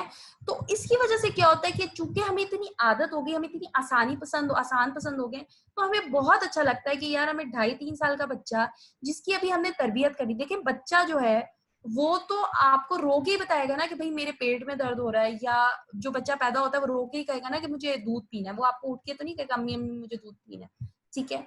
उस वक्त से ही माओ को परेशानी लग जाती है, यार ये मेरी जान छूटे, ये मेरे सर में दर्द इसने कर दिया है, फीडर ले आएंगी, कहीं नहीं फीडर दे देती हूँ, ये मुझे बहुत तंग करता है। पहली कन्वीनियंस वहां पे आती है।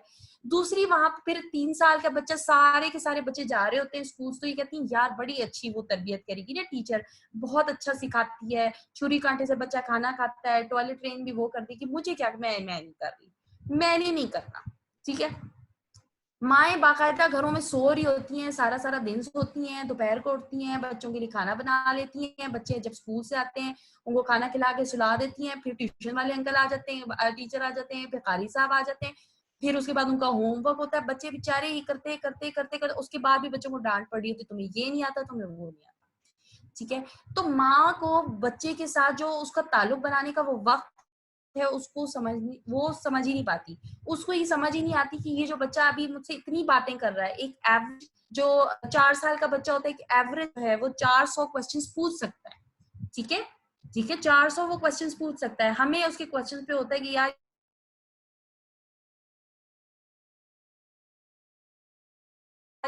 हमें लगता है कि हमारे लिए जरूरी ये है कि हम ससुराल खाना बना लें, दावती प्रॉब्लम होता है, दावतों के लिए खाना बना लें, हम फलानी जगह घूमने चले जाएं, हम जो है ना मोबाइल पे अभी ये देख लें और फलाने से गप्पे मार लें, लंबी शॉपिंग कर लें। क्यों? और ये सारी चीजें कैसे हो सकती हैं? तब हो सकती है जब हमारा बच्चा स्कूल चला जाए। तो माएँ अक्सर, मैंने बहुत सारी माओं को देखा है कि दे डोंट वांट टू क्या कहते हैं, they don't want to be responsible, वो होना ही नहीं चाहती रिस्पॉन्सिबल, ठीक है, they don't know their responsibilities, उनको अपनी जिम्मेदारियों का पता ही नहीं है। हुजूर सल्लल्लाहु अलैहि वसल्लम ने कुरैश की औरतों के बारे में फरमाया कि कुरैश की औरतें तुम में से बेहतरीन इसलिए हैं क्योंकि वो अपने बच्चों से बहुत प्यार करती हैं, बच्चों से बहुत शफकत से पेश आती हैं और अपने शोहरों के माल की हिफाजत करती हैं, ठीक है। तो उसमें एक पार्टी के बहुत शफकत से पेश आती हैं, उनके साथ बहुत टाइम लगाती हैं, उनका बहुत ख्याल करती हैं, उनका बहुत दिन रात उनके साथ लगाती हैं। तो ये दैट वाज द मफहूम ऑफ दैट हदीस, ठीक है।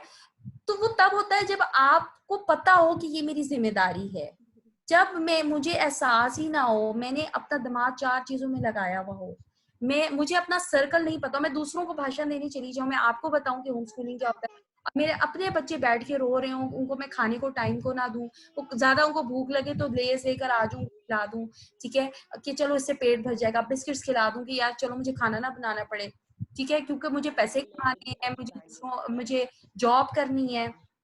वर्किंग कई दफा मजबूरी भी होती है वर्किंग मदर्स की, लेकिन प्रायोरिटीज आपकी जरूर सेट होनी चाहिए। जिस वक्त आपको जितना टाइम मिलता है उस टाइम में आपने किस तरह से टाइम मैनेज करना है, अपने बच्चों को किस तरह से देखना है, ये आपको सोचना चाहिए। लोग ये बात नहीं सोचते, लोग कहते हैं हमारे पास टाइम नहीं, हम थके हुए होते हैं, ये होता है वो होता है। आप देखें कि आप जो उसमें से वक्त आपको बचता है वो आप किस तरफ लगा रहे हैं, आप किसी अननेसेसरी अनइम्पोर्टेंट चीज पे तो नहीं लगा रहे। तो you have to manage your time and you should know your priorities, तभी आप जिम्मेदारियों के अपने पता लगा सकते हैं, ठीक है। और आपको अपनी जिम्मेदारियां पता होंगी तो फिर आप टाइम मैनेज कर सकते हैं। ये चीजें इंटर रिलेटेड है आपस में। टाइम मैनेज आप करेंगे तो आपको जिम्मेदारियों का पता होगा, जिम्मेदारियों का पता होगा तो आप सही से टाइम अपना मैनेज कर सकते हैं, ठीक है। तीसरी वजह ये होती है कि भाई सारे लोग भेज रहे हैं अपने बच्चों को स्कूल, ये भी वजह थी, हो हाय वो क्या कहेगा मुझे, अगर मैंने अपने बच्चे, मेरी अम्मी क्या कहेंगी, मेरी सास क्या कहेंगी, मेरी नंद क्या कहेंगी, मेरी बहन क्या कहेगी, मेरे दूसरे रिश्तेदार क्या कहेंगे, पड़ोसियों को क्या बताऊंगी, ठीक है। ये एक बड़ा प्रॉब्लम होता है। फिर ये होता है, फिर कोई भी आता है वो आपके बच्चे से पूछता है बेटा आपकी क्या पोजीशन आई, बेटा आप कौन सी क्लास में, ये सवाल आपको बड़ा तकलीफ देता है, इसलिए कि ये आप अपने बच्चे को होम स्कूल करें, उस सवाल से आप डरते हैं। तो ये अपना डर जो है ना, इसकी खातिर अपने बच्चों को कुर्बान मत करें। प्रायोरिटी सेट होने का मतलब ये भी होता है कि आप जो फैसला अपनी जिंदगी में करते हैं वो अपने बच्चों की बेहतरी के लिए ये सोच के कीजिए कि मेरे बच्चे के लिए क्या जरूरी है। अगर आपको दुनिया की बात सुननी है तो फिर दुनिया आपके बच्चे को ना पालेगी ना बेहतरीन इंसान बनाएगी, ये काम आपने खुद करना है। तो पीयर प्रेशर, सोशल प्रेशर बहुत एक अहम जुज़्व है जिसकी वजह से वालिदैन अपने बच्चों को स्कूल भेजते हैं। उन्हें ऐसा लगता है कि अगर ये भी होता है कि जितने महंगे स्कूल में भेजना है, कई ऐसे स्कूल्स हैं जो आपसे एक ही दफा में फीस के नाम पे बिल्कुल आपकी बेटी के जहेज के पैसे ही ले लेंगे, इतने पैसे ले लेंगे कि उतने में आप अपने बेटे का वलीमा कर सकते थे पहली दफा में। और वो क्यों आप भेजते हैं? क्योंकि फलाने का बच्चा भी जा रहा है, आपकी ना कर जाइए अगर आपने छोटे स्कूल में भेजा, एक ये भी प्रॉब्लम होता है, ठीक है। फिर चौथी जो वजह है वो है सोशल इंटरेक्शन। बहुत सारे वालिदैन हमें ये कहते हैं कि हम सोशल इंटरेक्शन के लिए भेजते हैं, ठीक है। सोशली आप इंटरेक्ट बहुत सारे तरीकों से कर सकते हैं, बहुत सारे तरीकों से कर सकते हैं, वो हम इंशाल्लाह कोर्स में भी बताएंगे। लेकिन मैं आपको बताऊं, आप अपने बच्चों को लोगों से मिलवाइए, मेहमानों से मिलवाइए। जब आपके पास प्रेशर नहीं होगा कल के एग्जाम का तो आप अपने बच्चों को मेहमानों से मिलवाएंगे। अदब से बात कीजिए और अदब से बात करना सिखाइए। लोगों से मिलवाएंगे तो उनको पता चलेगा कि कौन कौन किस तरीके के मुख्तलिफ जहतों के लोग होते हैं। हमारे यहाँ हैसियत माशरा हम डिफरेंस को बर्दाश्त करना हमारे लिए मुश्किल है। हमें कोई अगर मोटा इंसान नजर आता है तो हम कहते हैं, सोचते हैं और कहते हैं कि ये मोटा है, ठीक है। और ये चीज हमारे बच्चे देखते हैं और फिर वो उसका मजाक भी उड़ाते हैं, बुली भी करते हैं। ये जो हम बुलीज बनाते हैं वो हम तब बनाते हैं क्योंकि हमारे अपने कॉम्प्लेक्सेस होते हैं और हमें ये बर्दाश्त नहीं होता कि हम मोटे हो गए हैं तो हमें ये लगता है कि दूसरा हमें क्या कहेगा। हम पतले इसलिए नहीं होते क्योंकि हमें फिट होना है, हम पतले इसलिए होते हैं क्योंकि हमें दूसरा क्या कहेगा। तो दूसरा क्या कहेगा इसको हटा के सोशली इंटरेक्ट लोगों से करवाइए ताकि बच्चों को पता चल सके कि दुनिया में हर तरीके के लोग हैं, ताकि हम एक अच्छा माशरा बना सकें जिसमें एक इंक्लूसिव एनवायरनमेंट हो, जिसमें हर रंगों नस्ल के लोगों को इक्वल अपॉर्चुनिटीज मिले, जिसमें अगर कोई बंदा जो है वो मेंटली रिटार्ड है या माजूर है उसका कोई मजाक ना उड़ाए, ठीक है। हम उसको देख के वियर्ड फेसेस ना बनाए, हमें पता हो कि कोई इस तरह का इंसान है तो हमने उसे कैसे बिहेव करना है। हमारे बच्चे को पता हो कि दुनिया में हर तरह के लोग होते हैं, अल्लाह ताला ने बहुत तरह के लोग बनाए।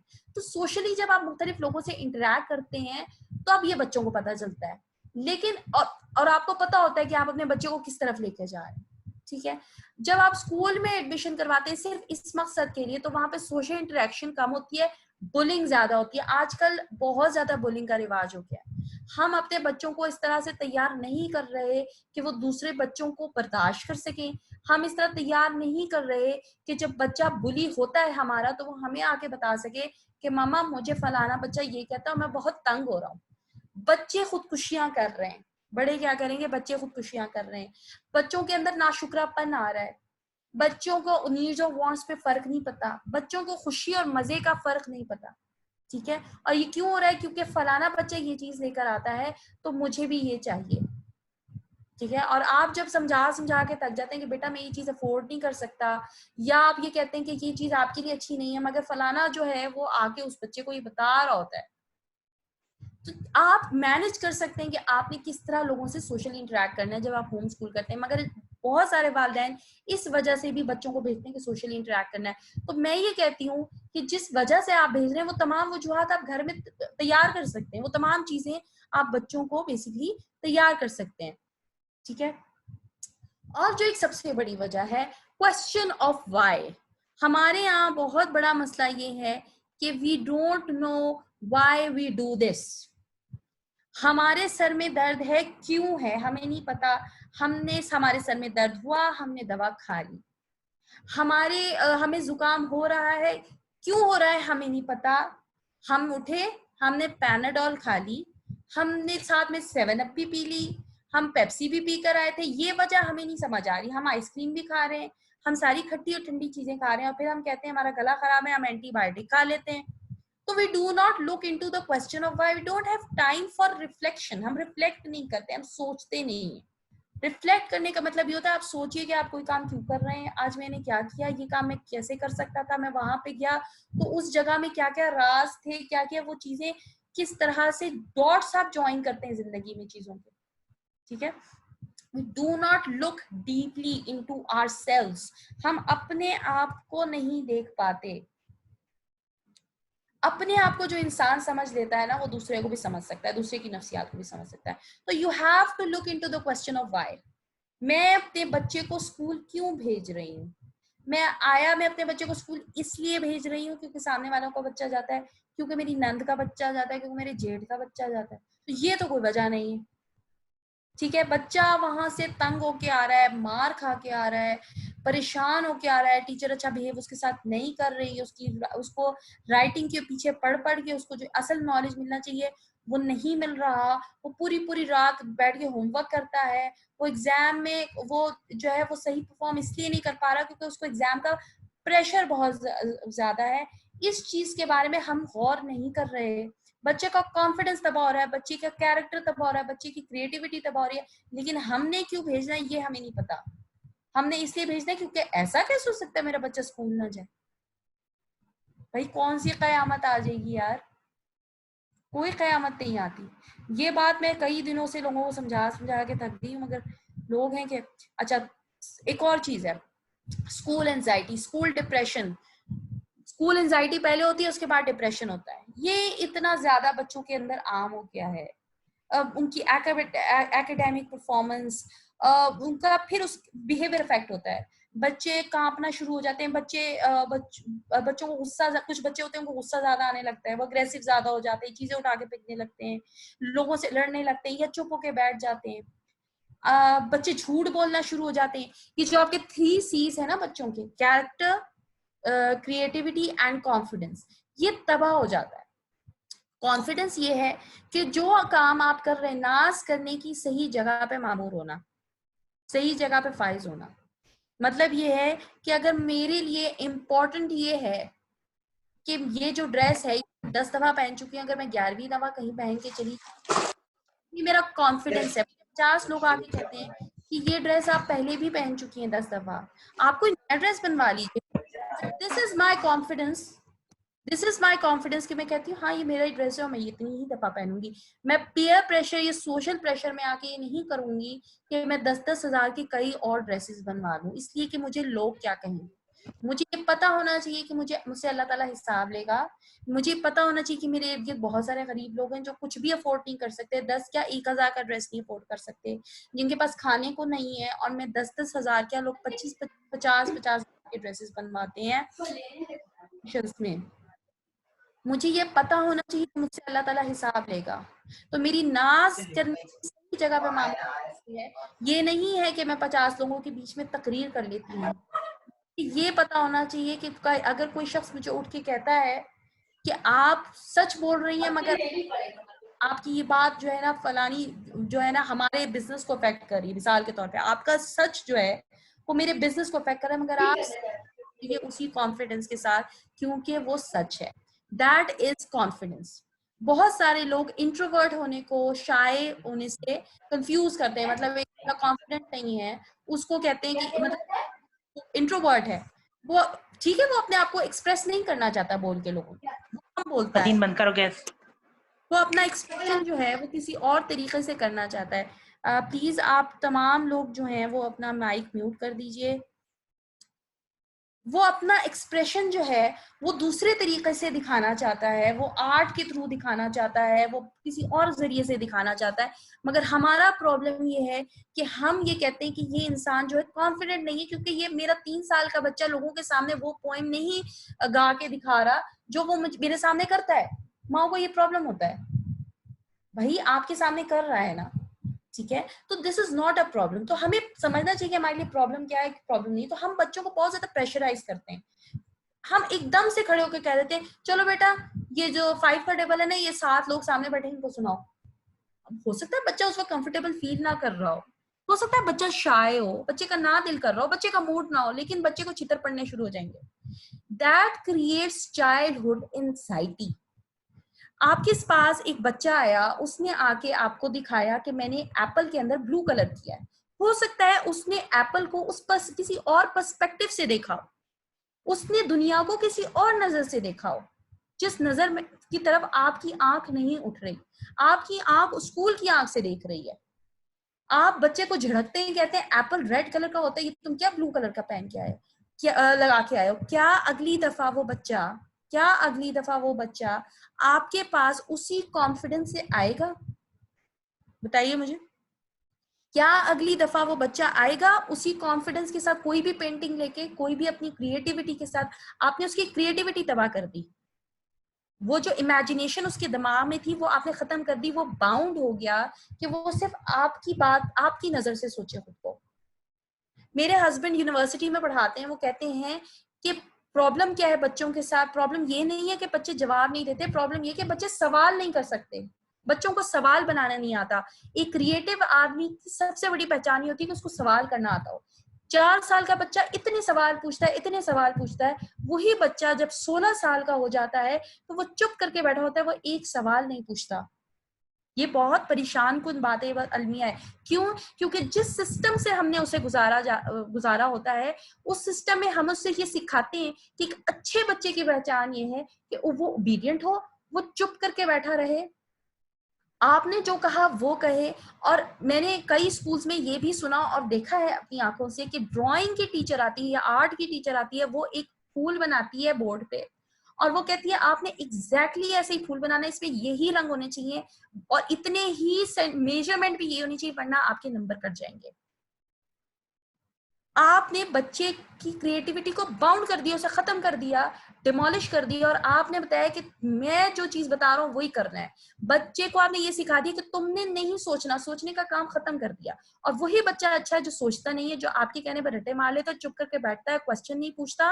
और वो बच्चा जब 16-17 साल का होता है तो उसकी इमेजिनेशन, उसकी क्रिएटिविटी खत्म हो जाती है। यही वजह है कि पाकिस्तान जैसे मुल्क में कोई इन्वेंशन नहीं होती, कोई रिसर्च पेपर्स, आप यूनिवर्सिटी के लेवल पे जाएं, लोग वही किसी पिटी रिसर्च कर रहे हैं जो 50 साल से हो रही है, जो दूसरे मुल्कों में कई बार हो चुकी होती है, वही रिसर्च लोग कर रहे हैं। तो दैट क्रिएट्स एंजाइटी। जो इंसान कुछ करना चाहता हो, जिसके अंदर इमेजिनेशन हो, जिसके अंदर क्रिएटिविटी हो, और वो ना कर पाए, वो भी डिप्रेशन का शिकार हो जाता है। That is childhood depression. Childhood depression एक हकीकत है जिसको बहुत सारे लोग नहीं समझते। ये किसी का बच्चा है जिसने यहाँ पे कुछ कर दिया है, ठीक है, ओके। अच्छा, तो मैं क्या बता रही थी, चाइल्ड। अच्छा, एक और चीज होती है जिसको हम कहते हैं पैरासिम्पैथेटिक सिस्टम। हमारा जो हमारे कई दफा मैं ये बात स्पेशली बताना चाहती हूँ आपको कि कई दफा ऐसा होता है कि बच्चा जो है वो कहता है मेरे पेट में बहुत दर्द है, उसको सुबह एग्जाम है, वो कहता है मेरे पेट में बहुत दर्द है, ठीक है।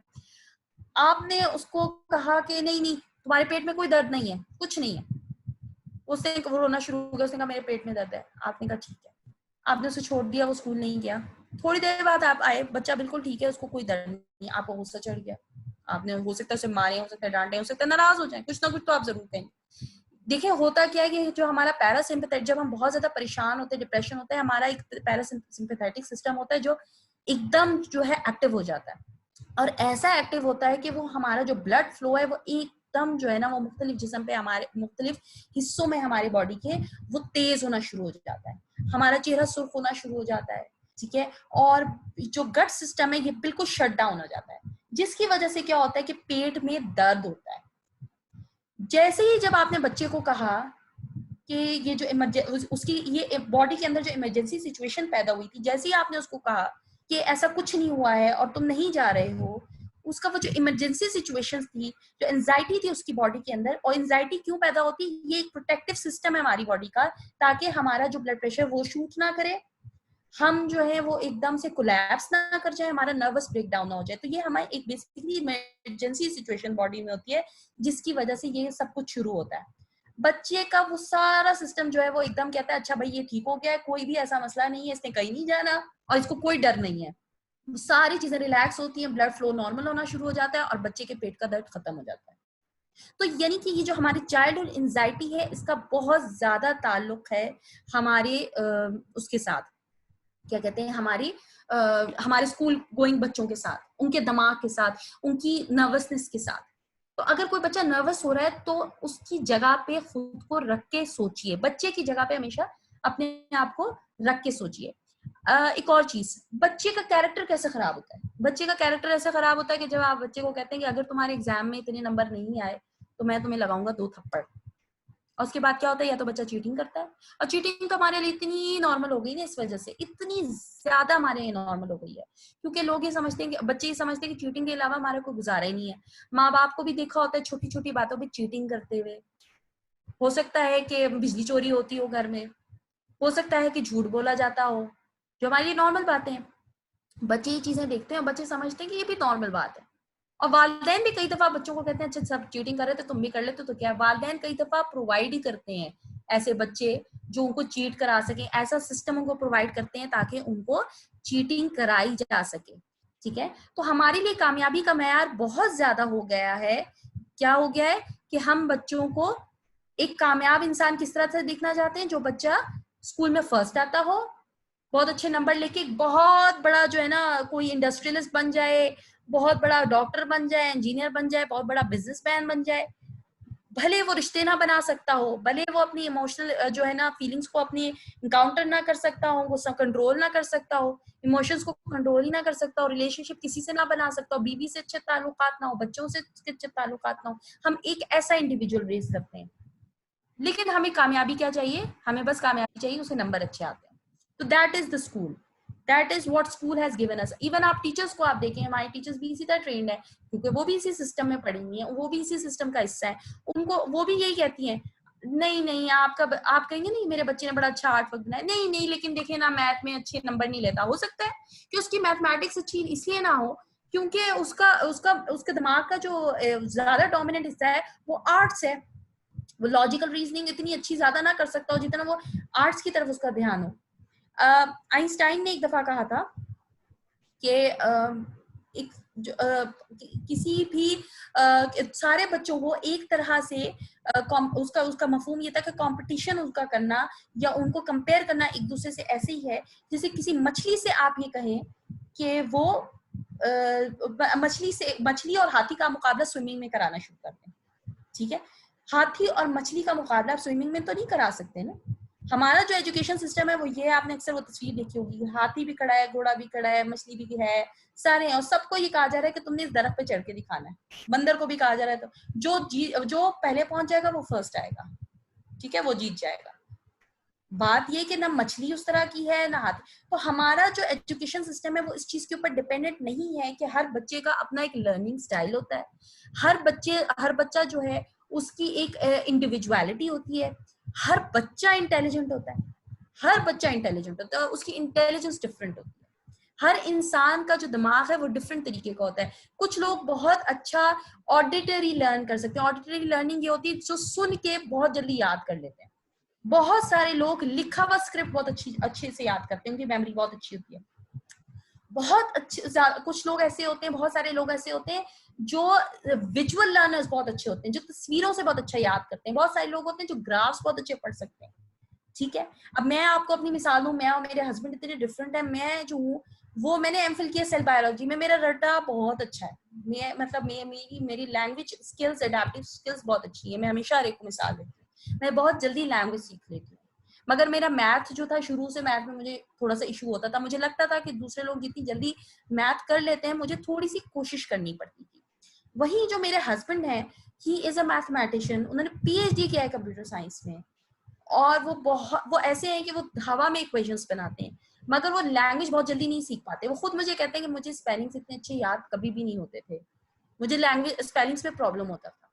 तो अगर मैं किसी ऐसे बच्चे को जिसने फ्यूचर में जाके PhD करना है कंप्यूटर साइंस में, इस बात पे हर्डल बना दूं, मुसीबत बना दूं, इसको तो स्पेलिंग नहीं याद होती, इसको तो स्पेलिंग नहीं, इसका मतलब है प्रॉब्लम मुझ में, उसमें नहीं है। उसका जो लर्निंग स्टाइल है वो डिफरेंट है। ठीक है, उसका लर्निंग स्टाइल डिफरेंट है।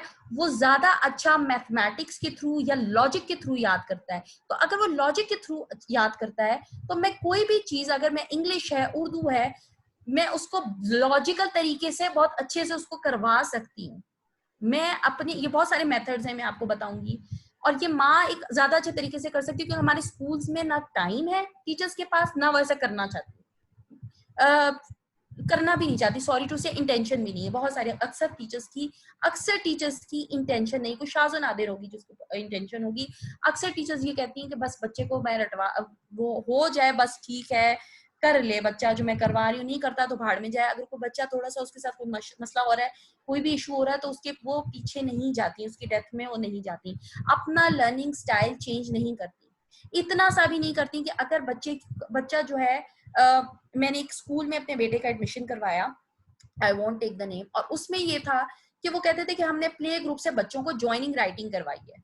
ठीक है, अब होता क्या है कि जो मैं आपको फिजिकल मेमोरी के बारे में बताऊं कि फिजिकल मेमोरी एक ऐसी चीज है, ये ऐसी है जैसे आप वुजू करते हैं, जब आप वुजू करना सीखते हैं तो आपको मसला होता है, आप मतलब शुरू में बच्चों को जो है ना लर्न करने में थोड़ी सी मुश्किल होती है, वो सोचते हैं कि अब क्या करना है। लेकिन जब एक दफा इंसान सीख लेता है तो उसको इतनी प्रैक्टिस हो जाती है, उसको इतना मेमोराइज हो जाता है कि उसको पता भी नहीं होता मैंने इसके बाद ये काम किया कि नहीं किया। ये होती है फिजिकल मेमोरी, यानी आपकी बॉडी लर्न कर लेती है चीजें। ड्राइविंग करते हुए लोग लर्न कर लेते हैं कि ड्राइव कैसे करना है। शुरू में उनको सीखने में थोड़ा सा इशू हो रहा होता है, फिर वो जब सीख लेते हैं, प्रैक्टिस में आ जाते हैं, तो उन्हें याद हो जाता है कि भाई इस तरह, इसके बाद मुझे ये करना है, इसके बाद मुझे ऐसे करना है। इसी तरह से जो इंसान की जो फिजिकल मेमोरी है, अगर उसको ज्यादा इंपॉर्टेंस दी जाए, जो दूसरी उसकी मेमोरी है, जो ज्यादा उसका नॉलेज गेन करने का पावर है, वो उसके ऊपर वो चीज डोमिनेट हो जाती है। तो जो छोटे बच्चे होते हैं, जो बिल्कुल छोटे होते हैं, और उनको जब आप स्कूल में एडमिशन कराते हैं, 3, 4, 5 साल का बच्चा, उसके ऊपर जब आप रीडिंग के ऊपर ज्यादा तवज्जो नहीं देंगे, जब आप दूसरी चीजों के ऊपर तवज्जो नहीं देंगे और उसको आप राइटिंग के ऊपर लगा देंगे, तो उससे क्या होगा कि उसकी फिजिकल मेमोरी पे ज्यादा एम्फेसिस हो जाएगा और वो ज्यादा डोमिनेंट हो जाएगी और वो दूसरे नॉलेज के ऊपर ज्यादा ध्यान नहीं दे सकेंगे। मिसाल के तौर पे बच्चा ज्यादा ये सोचेगा कि मैं लिख कैसे रहा हूं बजाय इसके कि मैं लिख क्या रहा हूं। ठीक है, मैंने जिस स्कूल में अपने बेटे का एडमिशन करवाया उन लोगों का ये और क्लास 1 में करवाया था, वो ये पीछे पड़े हुए थे, वो कह रहे थे कि नहीं ये बच्चा भी ज्वाइनिंग राइटिंग करे। और प्रॉब्लम ये था कि मेरे बेटे को मैंने शुरू से ज्वाइनिंग राइटिंग करवाई नहीं थी, तो उसको टीचर की राइटिंग समझ नहीं आती थी बोर्ड पे। मैंने टीचर से ये कहा कि आप इसको अलग से लिख के दे दिया करें, he can not understand your writing. ठीक है, वो एफ अजीब तरह से लिख रही है, जी अजीब तरह से लिख रही है, वो बच्चे को समझ भी नहीं है। अब वो चीज उसके लिए हर्डल बन रही है, वो उस चीज को कॉम्प्रिहेंड नहीं कर पा रहा, अंडरस्टैंड नहीं कर पा रहा, सीख नहीं पा रहा, नॉलेज नहीं ले पा रहा। टीचर तैयार नहीं हुई, टीचर ने कहा नहीं हमारे यहाँ तो बस यही सिस्टम है, तो हमने तो यही करना है। और बच्चे जो हैं वो माएँ बड़ी खुश कह रही है मेरा बच्चा एल इतना प्यारा लिखता है, एफ ऐसे लिखता है, मेरी टीचर कहती है ऐसे लिखना है तो मैं तो ऐसे ही लिखता हूँ, मेरा बच्चा तो इतना फर्स्ट आता है। मैं हैरान परेशान, मैंने कहा आपका बच्चा लिविंग थिंग्स बहुत अच्छा लिख रहा है, रटा लिख रहा है, मगर उसको पता भी है लिविंग थिंग्स होते हैं क्या है, तो नहीं पता बच्चों को। ठीक है, तो this is the problem that creates the social anxiety, school anxiety. और ये एंजाइटी बढ़ते बढ़ते एक एंशियस बंदा क्रिएट करती है, एक इमोशनली जो है डिप्राइव्ड बच्चा जिसकी नीड्स पूरी होती है। अच्छा, स्कूल हमें क्यों नहीं जाना चाहिए, क्यों हमें ऐसा नहीं करना चाहिए, बच्चों को नहीं भेजना चाहिए, क्यों हमें होम स्कूलिंग की तरफ मैं बहुत सारे ऐसे लोग हैं जिनको मैं एडवाइस नहीं भी करती हूँ होम स्कूल का। कुछ ऐसे लोग हैं जो बिल्कुल ही पढ़े लिखे नहीं है, जिनके घर में ऐसे सर्कमस्टांसेस नहीं है, घर में प्रॉब्लम्स हैं, ज्वाइंट फैमिली सिस्टम इस तरह का है। मैं उन माओ से कहती हूँ पहले आप अपने हालात के ऊपर ध्यान दें, पहले उनको ठीक करें, उसके बाद आप अपने बच्चों को होम स्कूल करें। लेकिन मेजॉरिटी जो है हमारे यहाँ की जो होम स्कूल कर सकते हैं, मैं उनको कहती हूँ कि आप स्कूलिंग करें। और क्यों आप स्कूल ना भेजें, इसकी क्या क्या वजूहात हैं। एक तो ये कि मैंने आपको जैसे बताया कि हमारे स्कूल्स को बहुत रिफॉर्म्स की जरूरत है। हमारे स्कूल जो है वो जो हमारा एग्जाम सिस्टम है दैट इज बेस्ड ऑन रट्टा। आपने अच्छा याद कर लिया और आप बहुत अच्छे तरीके से नेक्स्ट क्लास में चले गए। ठीक है, दूसरी चीज ये कि एक कुकी कटर सिस्टम है आपके पास। ठीक है, आपके पास एक कुकी कटर सिस्टम है। कुकी कटर सिस्टम का मतलब ये है क्योंकि कुकी कटर आपने देखा होगा मुख्तलिफ शेप्स होती है, एक शेप से आपने एक जैसे इंडिविजुअल्स निकाल लिए। जॉन हॉल्ट ने ही अपनी किताब में कहा है कि स्कूल का सिस्टम एक ऐसा होता है, एक जो क्लासरूम का सिस्टम होता है, एक ऐसा सिस्टम होता है जिसके अंदर आपका ये दिमाग होता है कि ये एक एज ग्रुप के जो बच्चे हैं ये एक जैसे हैं, ये एक जैसे तरीके से लर्न करते हैं। इसमें अगर कोई बच्चा ज्यादा अच्छा लर्न कर रहा है तो वो फर्स्ट आता है, और जो बच्चा नहीं कर पा रहा है इसका मतलब वो फेलियर है। और अगर एक चीज में भी उसको प्रॉब्लम हो रहा है तो उस प्रॉब्लम पे ध्यान देने की बजाय ये सोचे कि नहीं इसी एज का है तो ये क्यों नहीं कर पा रहा। 5 साल का बच्चा अगर ये वाला बच्चा ये वाला इक्वेशन सॉल्व कर रहा है तो ये क्यों नहीं कर रहा। अगर इसको एबीसी इस तरीके से आती है तो इसको क्यों नहीं आ रही, इसका मतलब ये नालायक और ये लायक। इसको कहते हैं हम कुकी कटर सिस्टम। हम उसमें कहते हैं कि मैंने भी इस बच्चे को 10 मिनट दिए, इस बच्चे को भी 10 मिनट दिए, इसको याद हो गया, इसको नहीं हुआ, इसका मतलब ये नालायक और ये लायक है। इसको कहते हैं कुकी कटर सिस्टम। यानी आपने एक जैसा टाइम दो बच्चों को दिया मगर इन दोनों बच्चों ने एक जैसी परफॉर्मेंस नहीं दिखाई। It means that there is a problem with their minds, उनके दिमागों के साथ प्रॉब्लम है। ये है स्कूल सिस्टम। इससे क्या होता है, बच्चा डिस्करेज होता है, उसका कॉन्फिडेंस खत्म होता है। उसको जब आप मुसलसल ये बात कहते हैं कि तुम नालायक हो, वो नालायक अपने आप को वाकई समझता है, वो किसी काम का वाकई नहीं रहता। जब आप उसकी पोटेंशियल्स पे, उसकी एबिलिटीज पे उसके ऊपर धब्बा डाल देते हैं, उसको ये पता ही नहीं लगने देते कि भाई उसके अंदर क्या खुसूसियात हैं, वो कितना कुछ कर सकता है जिंदगी में। मैंने ऐसी बहुत सारी खवातीन को अपने साथ बच्चियों को पढ़ते देखा जिनको टीचर्स कहा करती थी ये नालायक हैं। वो बाकायदा, एक बच्ची तो हमारे साथ मजे का वाकया हमारे साथ थी, वो बाकायदा हमारे कॉलेज में जो थी वो खिड़की से निकल के भाग गई क्लास से, और वो निकल के भाग जाती थी, वो बंक करती थी। और वो इतनी बड़ी को एंटरप्रेन्योर है, बहुत जबरदस्त, वो ट्रेनर है, बिजनेस ट्रेन करती है वो लोगों को कि आपने बिजनेस करना कैसे, ठीक है, रिज्यूमे कैसे बनाना है, आपने अपना सीवी कैसे बनाना है। वो इतनी बड़ी, टीचर्स ने नहीं पहचाना उसको, कहीं और उसको अपॉर्चुनिटी मिली, लोगों ने पहचाना होगा, उसने अपने आप को किसी तरह पहचाना होगा, रिफ्लेक्ट किया होगा, उसको समझ आई होगी भाई मेरे अंदर ये प्रॉब्लम है, मेरे अंदर ये खुसूसियत है, मैं ये काम कर सकती हूँ। वरना टीचर्स ने तो उसका कॉन्फिडेंस तबाह करने में कोई कसर नहीं छोड़ी। ठीक है, तो ये हमारा और एक और चीज ये कि जैसे बच्चे कोई बोतलें होती हैं जिनके अंदर आप पानी भरते जाएं और वो उनमें भर जाएगा। प्रॉब्लम ये है कि जब आप एग्जाम लेते हैं और उसके बाद जब बच्चे निकलते हैं उस एग्जाम में से, तो आपको खुद ही समझ आ जानी चाहिए कि ये बोतलें नहीं है, क्योंकि अगर बोतल होती तो एक जैसी आपने भरी थी ना, तो वो एक जैसा होना चाहिए था। ठीक है, ये कोई कंटेनर नहीं है जिसके अंदर आप जो कुछ भरे तो वो भर जाएगा। आजकल के स्कूल इतने सारे सब्जेक्ट्स रख लेते हैं अपने पास, ऐसे जैसे आप बच्चा कोई बाल्टी है जिसके अंदर आप सब कुछ डाल देंगे वो बच्चा सीख जाएगा। ठीक है, तो system that is not based on the individual intellectual abilities, that is not based on the individual learning abilities और द लर्निंग स्टाइल्स और द मेथड्स, कोई ऐसा सिस्टम नहीं बना रहा। ठीक है, क्लास सिस्टम है। क्लास सिस्टम क्या है, ये इस एज ग्रुप के बच्चे हैं, ये एक जैसा पढ़ते हैं, उससे बड़े जो हैं ये एक जैसा पढ़ते हैं। ऐसा नहीं होता। हो सकता है 10 साल का बच्चा साइंस में ज्यादा अच्छा हो एक 14 साल के बच्चे से, हो सकता है कि उसका मैथ वीक हो क्लास 1 के बच्चे से, 5 साल के बच्चे से। क्यों? क्योंकि उसकी एबिलिटी ज्यादा हो, मैथमेटिकल एबिलिटी 5 साल के बच्चे की ज्यादा हो। ऐसा होता है दुनिया में।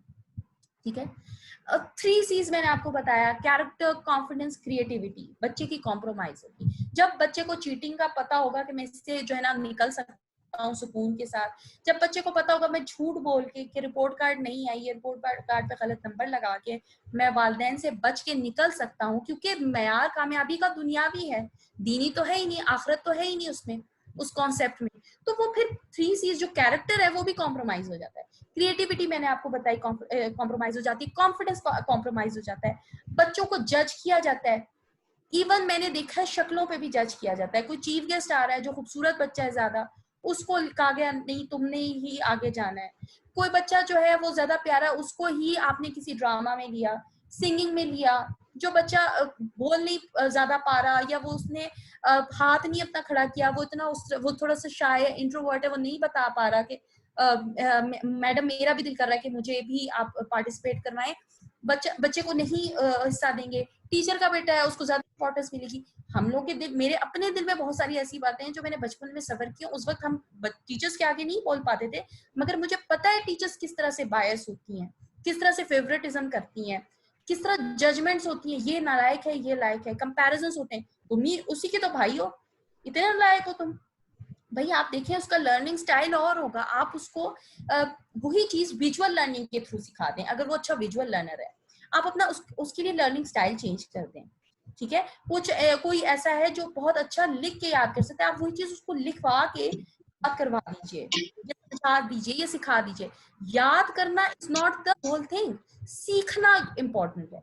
रट मारना, वो इतनी बड़ी डेफिनेशन लिखना कि ये डेफिनेशन होगी और उसके बाद एग्जांपल्स होंगी तो ही 4 नंबर मिलेंगे, दिस इज अ जोक। ठीक है, मटेरियलिस्टिक पैरामीटर है सक्सेस का, मैंने आपको जैसे बताया, टॉप करोगे कामयाब होगे, ठीक है, नहीं तो कामयाब नहीं। डिक्लाइन है in health of teachers and children. Teachers भी मेंटली अपसेट होती हैं, डिप्रेस्ड होती हैं। फिनलैंड का स्कूल सिस्टम दुनिया का बेहतरीन स्कूल सिस्टम कहा जाता है। वहां पे हर 45 मिनट के बाद टीचर को 15 मिनट की ब्रेक मिलती है, जिसमें वो कॉफी पी सकती है, बात कर सकती है। टीचर्स को सबसे ज्यादा छुट्टियां मिलती हैं, टीचर्स को सबसे ज्यादा टाइम दिया जाता है, रिलैक्सेशन, उनकी तनख्वाह सबसे ज्यादा होती है। क्यों? क्योंकि वो अपने मुल्क के मेमार को बड़ा कर रही हैं। उन्होंने मुल्क को आगे लेकर जाना है, बच्चों ने आगे बढ़ना है, नौजवान नस्ल है, और कहते हैं हर 10 साल के बाद IQ लेवल बढ़ जाता है इंसान का। तो वो एक नई जनरेशन को क्रिएट कर रही है। अगर वो खुद डिप्रेस्ड होंगी, अगर उनके पास खुद टाइम नहीं होगा, अगर उनके पास खाने को टाइम नहीं है, ब्रेक में वो बैठकर बच्चों के होमवर्क कॉपीज चेक कर रही है या रिपोर्ट कार्ड्स बना रही है, तो वो क्या अपनी कौन सी फ्रेशनेस देंगी? जब वो फ्रेश ही नहीं होंगी तो वो फ्रेशनेस ऑफ माइंड कैसे बच्चों में ट्रांसफर करेंगी? ठीक है, तो एक तो ये कि टीचर्स के और बच्चों सबकी अंदर जो है एंजाइटी आ रही है, पेरेंट्स के अंदर भी आ रही है। जो पेरेंट्स अफोर्ड नहीं कर पाते अच्छे स्कूल्स, या जो पेरेंट्स जो है जिन स्कूलों में भेज रहे हैं वहां पे उर्दू सिखाई जा रही हो, इंग्लिश ना सिखाई जा रही है, ये भी बड़ा प्रॉब्लम है हमारे यहाँ। हमें आगा की जबान सीखने में बहुत शौक है, लैंग्वेज हमें बहुत प्रॉब्लम देती है। और लैंग्वेज, अगर मैं आपको एक और, ये जरा डिफरेंट बात है लेकिन मैं जरूर बताना चाहूंगी कि अगर आपकी L1 यानी आपकी मदर लैंग्वेज जो है उर्दू जो है, वो अगर आप, या कोई भी और जबान अगर आपकी मदर लैंग्वेज है, अगर वो आपकी अच्छी है तो आप दुनिया की हर जबान सीख सकते हैं। अगर आप अंग्रेजी जबान में अपने बच्चे से बात करते हैं, आपकी वोकैबुलरी डेफिनेटली काफी % कम है उस वोकैबुलरी से जिसमें आप अपने आप को ज्यादा अच्छे तरीके से एक्सप्रेस कर सकते हैं। तो आप बच्चे को कम वर्ड्स दे रहे हैं, इस वजह से बच्चे की लैंग्वेज ग्रास्पिंग एबिलिटी कम हो जाएगी। आप बच्चे को पहले L1 सिखाइए, इतनी अच्छी सिखा दीजिए कि वो L2 की तरफ भी आ जाए, यानी वो दूसरी जबानें भी सीखने के काबिल हो जाए। तो ये भी एक अपसेटिंग में आ रहा है कि हमारे टीचर्स जो है वो बेचारी टूटी फूटी जैसे तैसे उनको अंग्रेजी बोलनी है। तो दिमाग के ऊपर प्रेशर है, माओ के, बाप के, टीचर्स के, बच्चों के। मेरा बच्चा अंग्रेजी नहीं बोलता, मेरा बच्चा इस स्कूल में नहीं पढ़ता, वो स्कूल में अफोर्ड नहीं कर सकता, और उस स्कूल में उसे मार पड़ रही है, और उस स्कूल में वो फर्स्ट नहीं आ रहा, वगैरह वगैरह। फिर एकेडमिक प्रॉब्लम्स, जो कि एक बहुत जरूरी चीज है। बहुत ज्यादा टाइम हो गया, लेकिन मैं कुछ चीजें हैं जिन पे मैं ज्यादा फोकस करना चाहती हूँ। और दूसरी बात ये कि हमारा टाइम जो है उस पर भी बहुत जाया हुआ, जो देर से प्रेजेंटेशन स्टार्ट हुई मेरी। बहरहाल एकेडमिक प्रॉब्लम्स, रीडिंग आप देखें आजकल की बच्चों की बहुत ज्यादा खराब है। ये जो फोनिक्स है ना, ये मैं आपको बताऊं, ये आपके बच्चों की रीडिंग तबाह कर रहे हैं। फोनिक्स एक टूल जरूर है जिसके जरिए आप बच्चे को रीडिंग सिखा सकते हैं, साउंड्स बता सकते हैं, मगर आप कंप्लीटली फोनिक्स पे जब रिलाय करते हैं तो बच्चे कंफ्यूज हो जाते हैं। मिसाल के तौर पर, जैसे कि हमारा जो दिमाग है इसमें एक खास हिस्सा है जो हमारा फ्रंटल ब्रेन है, इसका जो बैक साइड है ये इमेज डिटेक्ट करता है। इमेज ऐसे डिटेक्ट करता है कि जैसे मैं आपको बोलूं कि वर्ड है जिसको हम कहते हैं, प्लीज ये म्यूट कर दीजिए, मुझे बार बार म्यूट करना पड़ता है, म्यूट कीजिए खुद को। मैं ये कह रही थी कि जैसे एक वर्ड है क्राइसेंथेमम, ये एक डिफिकल्ट वर्ड है और ये कहीं पे लिखा हो तो अक्सर लोग उसको रीड कर लेंगे फौरन, लेकिन अगर मैं उनसे उसकी स्पेलिंग पूछूं तो वो नहीं बता सकेंगे। तो उन्होंने उसको पढ़ा कैसे? उन्होंने अलग अलग अल्फाबेट को साउंड करके नहीं पढ़ा, जो हम फोनिक्स का जो जिसके ऊपर डिपेंडेंट है, हम उससे नहीं पढ़ा। उन्होंने उसको इमेज देखा और वो इमेज जो था वो रिकग्नाइज्ड इमेज था, जो उन्होंने 50 दफा देखा हुआ था, और जैसे ही उन्होंने देखा इंस्टेंटली उन्होंने बोला कि क्राइसेंथेमम लिखा हुआ है। हम जब छोटे थे तो हमें इमेजेस के थ्रू पढ़ाया जाता था, हमें ये बताया जाता था कि डी फॉर डेस्क, हम 10 दफा डेस्क को देखते थे और हमें समझ आ जाती थी कि डेस्क लिखा हुआ, वो कहीं पे भी हम लिखा हुआ देखते थे तो हमें समझ आ जाती थी लिखा हुआ है। लेकिन हम बच्चे को ये पढ़ाते हैं कि ड एस ख, तो जब वही जबान जो है, क्योंकि इंग्लिश एक फोनेटिकली इनकंसिस्टेंट लैंग्वेज है, यानी कि सी जो है उसका साउंड कहीं पे ख है, कहीं पे स आता है। सर्कस में उसका साउंड जो है सर्कस है, ठीक है। ई का साउंड कहीं पे ए आता है, कहीं पे कुछ और आ जाता है, कहीं पे कुछ और हो जाता है, कहीं पे एस एच जो है वो श बनता है, मगर मशीन में सी एच जो है वो श का साउंड दे रहा है। तो बच्चा कंफ्यूज हो जाता है, ठीक है। जब हमें बताया जाता था, पढ़ाया जाता था, तो हमें फोनिक्स के जरिए नहीं पढ़ाया जाता था, हमें इमेजेस दिखा देते थे, हम 10 दफा वो इमेज देखते थे और हमारे दिमाग में फौरन एक पिक्चर बनती है कि ये एक वर्ड है। आप कभी सोच के देखिए कि डेस्क को आप याद करके देखिए कि आपके दिमाग में डेस्क की का एक इमेज बनेगा, ठीक है। लेकिन जब हम बच्चे को ये अल्फाबेट्स के अलग अलग साउंड्स बहुत ज्यादा सिखाते हैं तो बच्चा जब रीडिंग करने पे आता है तो वो कंफ्यूज हो जाता है, क्योंकि कहीं पे सी का साउंड उसे घ मिलता है, कहीं पे सा मिलता है। ऐसा बच्चा जब सर्कस पढ़ेगा या लिखेगा तो वो गलत स्पेलिंग लिखेगा और गलत पढ़ेगा, क्योंकि वो कहेगा कि ये तो कर्कस लिखा हुआ है, क्योंकि आपने तो मुझे क सिखाया है, सी का साउंड, ठीक है। इस वजह से बच्चों की रीडिंग खराब हो रही है। ये एक बहुत साइंटिफिक मेथड है जो मैं आपको बता रही हूँ, बहुत साइंटिफिक तरीके से मैं आपको बता रही हूँ, इजी करके, कि जो हमारा ब्रेन है ये इमेजेस डिटेक्ट करता है। ये जो मेथड नहीं आया फोनिक्स का, ये गलत है मेथड, ये बच्चों की रीडिंग को तबाह कर रहा है। और ये स्कूल्स में, हर स्कूल में जब आप जाएं तो वो कहते हैं जी हम जॉली फोनिक्स करा रहे हैं, हम फलाने वाले फोनिक्स करा रहे हैं, हम ढिमकाने वाले फोनिक्स करा रहे हैं। और उसके बाद जब बच्चा 1 2 3 में पहुंचता है, 3 तक, तो उसको रीडिंग से नफरत ही हो चुकी होती है, क्योंकि उसे इतना टोका जाता है कि बच्ची की रीडिंग खराब हो चुकी होती है। और आप टोकते क्यों है? क्योंकि आपने खुद ही उसको तबाह की होती है और आप बीच बीच में कहते हैं ये तुम क्या पढ़ रहे हो, ये तुम क्या लिख रहे हो। आप कहते हैं बच्चे की स्पेलिंग खराब है, बच्चे को क्या कह दिया आपने, डिसलेक्सिया है। डिसलेक्सिया कोई चीज नहीं होती, हमने पिछले अपने कोर्स में हमने ये चीज पढ़ी है, डिसलेक्सिया कोई चीज नहीं होती। हम इसी तरह से बच्चों की रीडिंग और स्पेलिंग्स खराब करते हैं। फिर फिजिकल मेमोरी, जैसे मैंने आपको बताया, उसको ज्यादा इंपॉर्टेंस दी जाती है और गलत डेफिनेशन है लर्निंग की और इंटेलिजेंस की। लर्निंग जो है उसको, लर्निंग स्टाइल को नहीं समझा जाता हर बच्चे के अलग, और इंटेलिजेंस जो मैंने आपको कहा कि हर बच्चा इंटेलिजेंट है, इस बात को भी नहीं समझा जाता। लोग कहते हैं कि ये कौन ज़हन है और ये शख्स ज़हीन है। जो जिसको आप ज़हीन कहते हैं, जो टॉपर होता है, जो बहुत ज्यादा कर रहा होता है, उसका भी आप नुकसान कर रहे होते हैं, क्योंकि वो जिंदगी में कभी फेलियर्स को फेस नहीं कर पाता। जिसने कभी फेल ना हुआ हो, वो जिंदगी में फेलियर को फेस ही नहीं कर पाता, इसलिए कि वो हमेशा तो कामयाब नहीं होगा। यही तरीका तालीम और निज़ाम तालीम तो हर जगह जिंदगी के हर फेज में उसे सामने नहीं मिलेगा ना। कहीं पे उसे किसी चीज से डील करना होगा, कहीं पे उसे किसी चीज से डील करना होगा। उसने अपनी क्रिएटिविटी नहीं लगाई, उसने एक खास तरीके से वो सारे एग्जाम पास किए और बहुत अच्छी पोजीशन ली, मगर वो जब दूसरे फील्ड्स में गया तो वहां पे वो मार खा गया। जब उसने रिश्ते बनाने शुरू किए तो वो मार खा गया। जब उसने जज्बात पे काबू पाया तो मार खा गया। जब उसने बॉस से डील किया वो मार खा गया। जब उसने क्लाइंट से डील किया तो वो मार खा गया। उसकी इमोशनल इंटेलिजेंस 0 है, ठीक है। और एग्जाम्स और क्लासेस जो है, मैंने आपको बताया रॉन्ग स्ट्रेटेजीज हैं, बिल्कुल गलत तरीका है। इसको हम कहते हैं फैक्ट्री मॉडल सिस्टम, जो मैं आगे आपको बताती हूँ। फिर compromise on the developmental needs है। बहुत सारी चैट्स हैं, इंशाल्लाह मैं एंड में आपको इंशाल्लाह मैं आपको आगे इसके जवाब दूंगी एंड में। अभी मैं जो प्रेजेंटेशन है इसको कंप्लीट कर लूँ। डेवलपमेंटल नीड्स 4 है हमारे पास, physical, social, intellectual and emotional. इन 4 नीड्स को आप बाकायदा कॉम्प्रोमाइज करते हैं जब आप रिलेशनशिप आपका बच्चे के साथ नहीं पैदा होता, ठीक है। और इमोशनल नीड्स ऐसी हैं जो सिवाय वालिदैन के कोई नहीं दे सकता, और ये आजकल का बहुत इशू है। तो होम स्कूल जब आप बच्चों को करते हैं तो आप रिलेशनशिप बनाते हैं, और इन 4 नीड्स के ऊपर आप सही से ध्यान दे सकते हैं, जो कि आपके जो स्कूलिंग का जो फ्रेमवर्क है उसमें नहीं आ रहा।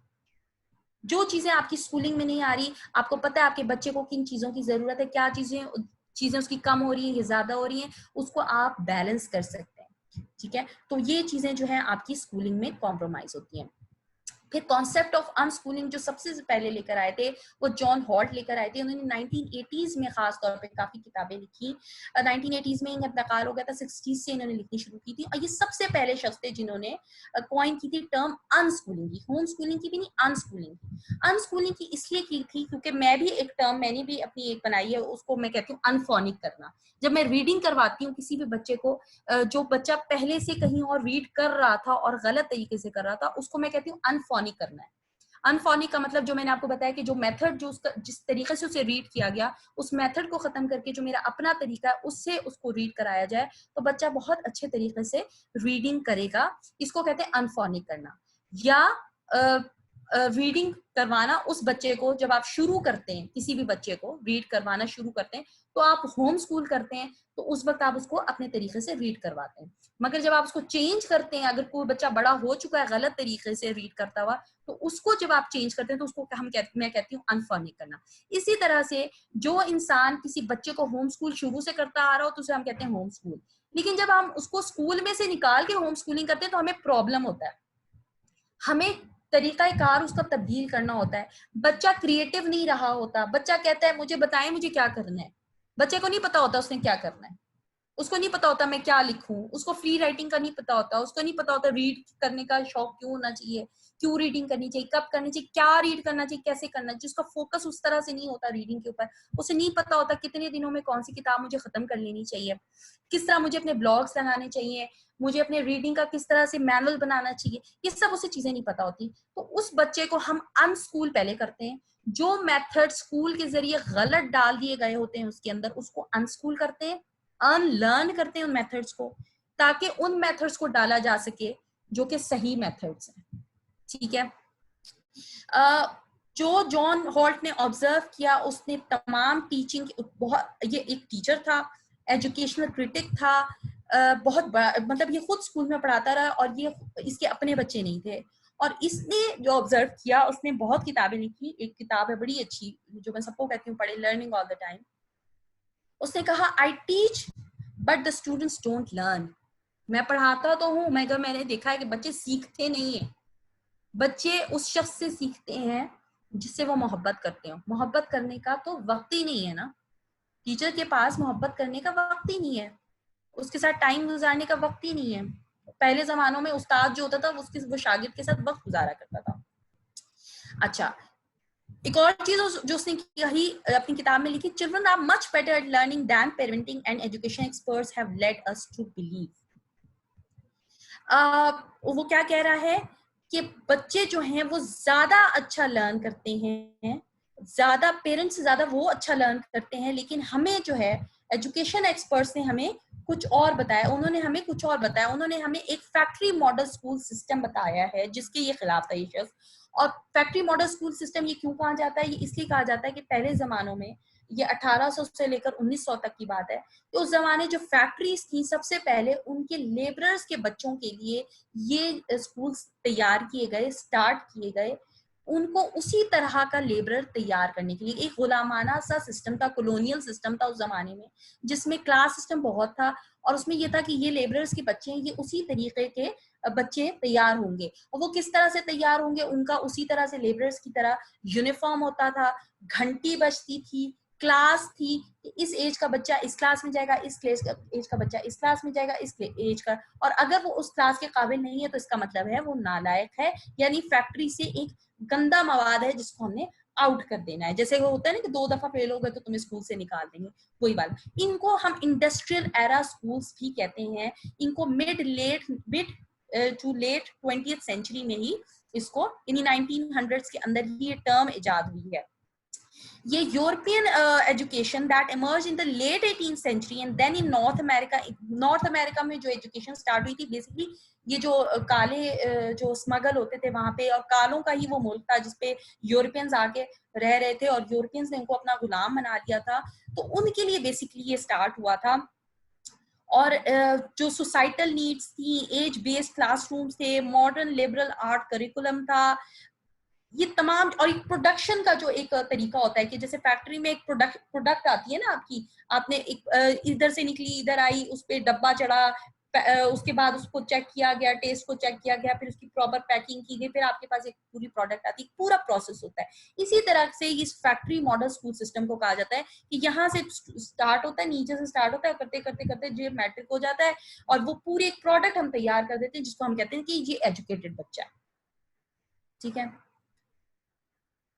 अब हम ये देखेंगे कि भाई पेरेंट्स आजकल होम स्कूलिंग चूज क्यों कर रहे हैं। एक तो ये कि अनटैग करना चाहते हैं हम बच्चों को।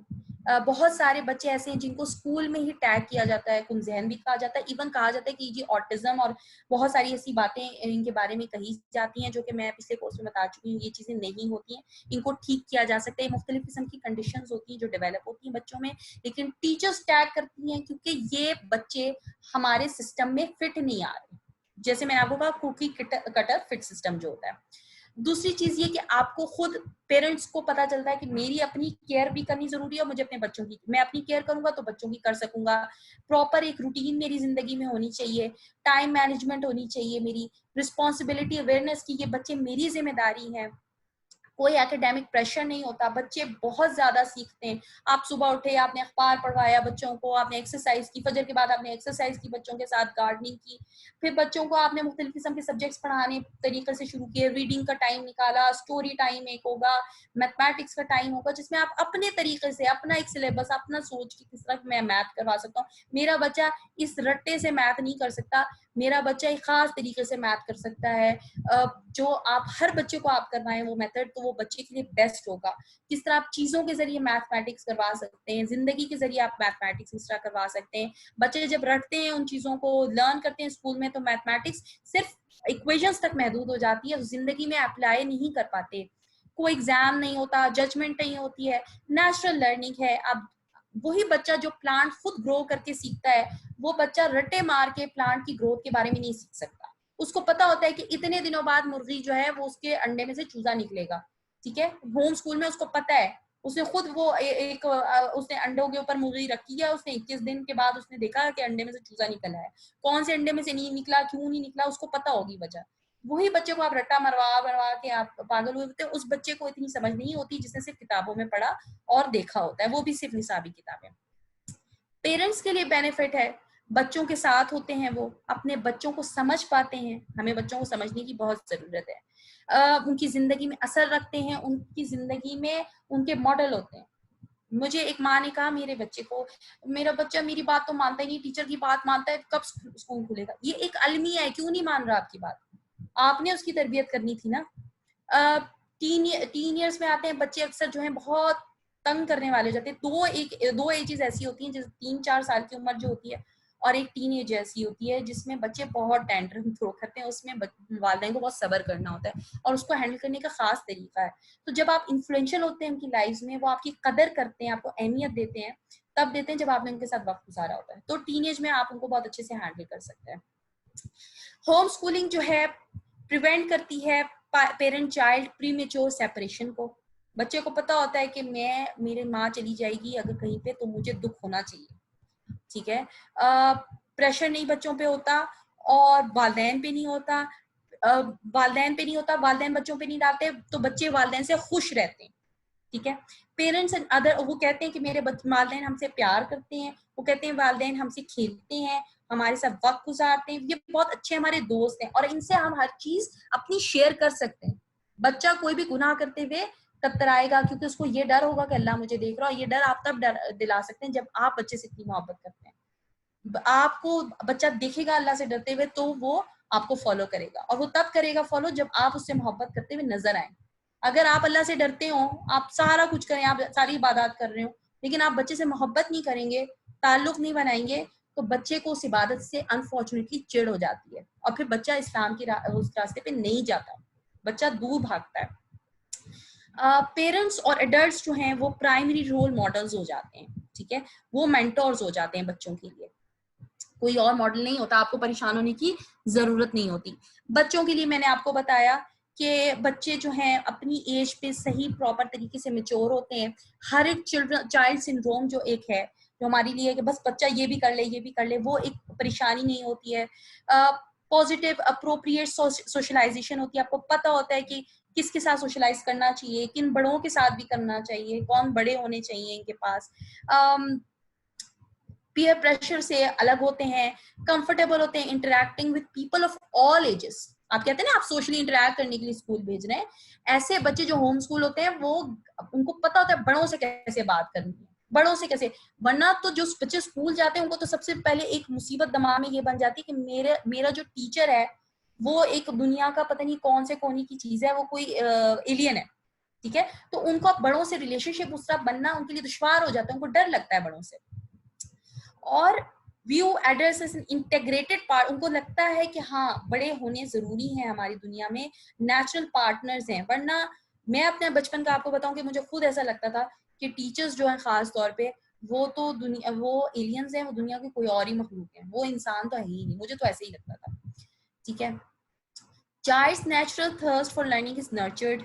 उसकी जो नेचुरल लर्निंग है, जो उसका मेथड है, उसको एक उसकी थर्स्ट भी पूरी होती है। कि बच्चा आर्टिस्ट बनना चाहता है तो आप उसको अपॉर्चुनिटीज प्रोवाइड करते हैं।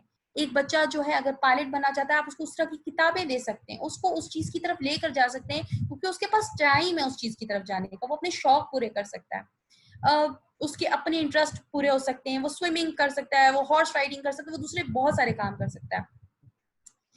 उसके अलावा इंडिपेंडेंट थिंकर बन सकता है, वो खुद सोचता है, आप उसको फैसलों में शामिल करते हैं अपने साथ तो उसको फैसले करने आते हैं, ठीक है। स्कूल में जाके बच्चे अक्सर फैसले नहीं कर पाते क्योंकि उनके फैसले बड़ों के हाथों में होते हैं, वो अपनी जिंदगी में कोई भी डिसीजन नहीं ले पाते। इसीलिए हम लोग जो है बड़े ही अजीब से, हमारे अक्सर लोग जो है वो डिसीजन मेकिंग ही नहीं होती उनके अंदर।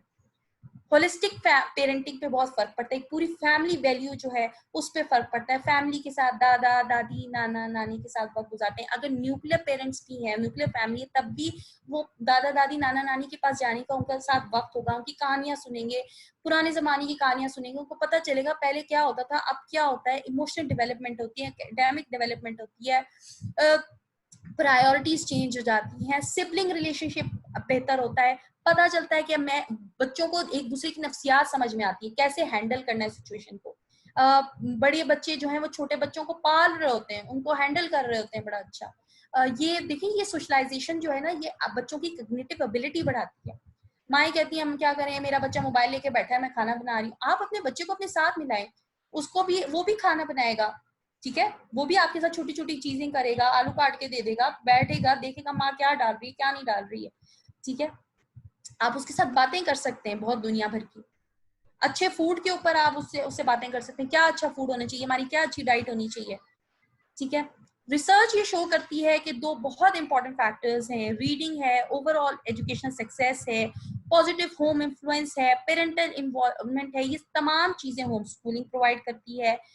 अनलिमिटेड एजुकेशनल रिसोर्सेज प्रोवाइड करती है, एक फ्रेम नहीं होता है, पूरी दुनिया हमारा क्लासरूम है, आप पूरी दुनिया से खेलते हैं, पूरी दुनिया से आप इल्म हासिल करते हैं। बहुत सारे बच्चे जो होम स्कूल होते हैं उनको एस्ट्रोनॉट बनने का शौक होता है, उनको मैंने देखा है कि वो स्पेस और इन सब चीजों के बारे में उन्हें इतनी इंफॉर्मेशन होती है, पूरे तैयार हो रहे होते हैं एस्ट्रोनॉट बनने के लिए, ठीक है। फिर पेरेंट्स रिस्पॉन्सिबिलिटी, जो हमारी असल रिस्पॉन्सिबिलिटी, आखिरी स्लाइड्स की तरफ मैं आ रही हूँ, कि गुड मुस्लिम बनाना, अच्छा इंसान, अच्छा मुसलमान बनाना। उसके लिए आपको सिर्फ एक इस्लामिक की बुक की ज़रूरत नहीं है, आपका अपना रवैया, आपका नमाज पढ़ना, आपका नमाज को वक्त देना, इबादत को वक्त देना, अल्लाह से खौफ आना, आपका तहज्जुद गुजार होना, आपका कुरान पाक को वक्त देना, आपका रोज़मर्रा ज़िंदगी में इस्लाम को फॉलो करना, ये तमाम चीज़ें बच्चे देखते हैं और समझते हैं। जब बच्चे किसी ऐसे स्कूल में जाएंगे जहाँ पे टीचर्स छोटे छोटे कपड़े पहन के बैठी, ये आपके लिए बहुत मामूली बात है, आपने इतने पैसे दिए, और क्या है, टीचर मॉडर्न है, आजकल के जमाने की है, टीचर इंग्लिश बोल रही है, बच्चे टीचर्स को आइडियलाइज करते हैं, बच्चे समझते हैं अच्छा ये है वो तरीका जिस तरह एक औरत होना चाहिए, और बच्चे फिर माओ से आके वही बातें करते हैं, आपका तरीका सही है कि उसका तरीका सही है। बच्चे जब टीचर को पर्दादार देखते हैं, इबादत गुजार देखते हैं, तो वो फिर फील करते हैं हाँ ये, लेकिन आप उसको फिर अगर माँ वैसी नहीं होगी तो क्या होगा, बच्चा जब घर आएगा वो कहेगा कि मेरी माँ ऐसी नहीं, माँ उसको बताती है नहीं नहीं बेटा असल तरीका जो है ना ये है, जो मैं हूँ, ये लाइफस्टाइल है। तो ये फिर बड़ी अफसोसनाक बात हो जाती है। तो असल जो हमारा काम है वो है तरबियत, वो वालिदैन का काम है, उनके 3 C's को डेवलप करना, उनके अंदर कॉन्फिडेंस, कैरेक्टर, क्रिएटिविटी लेकर आना, पैरामीटर ऑफ सक्सेस जो है सही सेट करना, ये असल कामयाबी क्या है, और ये कहना कि तुम जैसे भी हो मेरे हो, तुम्हें ये डर नहीं होना चाहिए। तो ये बेगर्ज मोहब्बत होती है वालिदैन की, और वालिदैन को अपने एक्सप्रेशन से बताना चाहिए। वालिदैन ये बताते हैं कि तुम फर्स्ट आओगे तो मैं तुमसे प्यार करूंगा, अगर नहीं आओगे तो मैं तुमसे नहीं करूंगा।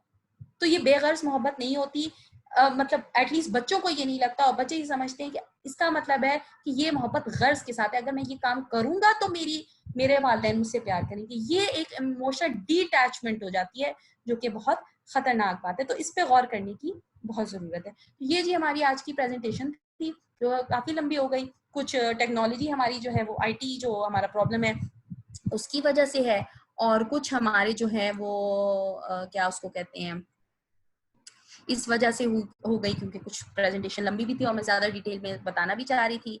मैं आपकी चैट्स भी पढ़ना चाहती हूँ कि आप लोगों ने क्या क्या बातें की हैं, और अगर आपको अब मजीद भी कोई क्वेश्चन पूछने हैं तो प्लीज मुझसे जरूर पूछिए। रजा ने कहा है कि मैं होम स्कूल कर रही 2009 से, माशाल्लाह, वेरी गुड। आवाज आ रही है, ओके गुड। डब्बा बॉक्स में बंद बच्चे फॉर होम स्कूलिंग वर्कशॉप, पूरी टीम को दुनिया आखिरत, थैंक यू सो, जज़ाकल्लाह जज़ाकल्लाह जज़ाकल्लाह। मुझे भी समझ नहीं आ रही फॉर फोनिक्स, म्यूट अनम्यूट, ये किसने कहा है? रजा ने कहा है कि समझ नहीं आ रहा। रजा मौजूद है इस वक्त?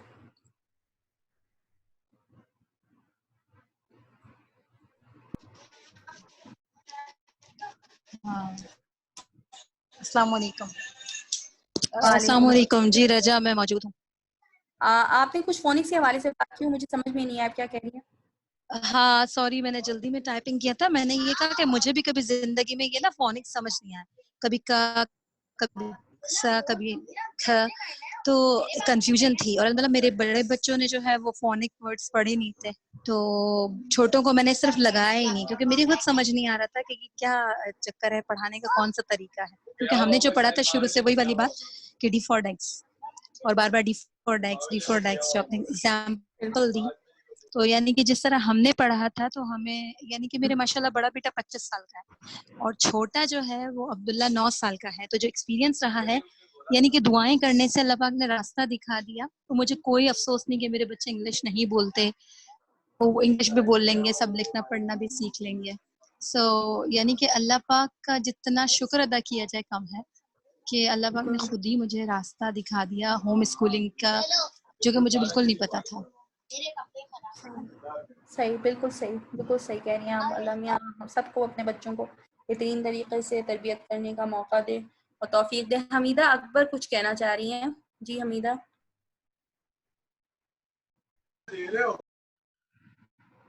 जी हमीदा।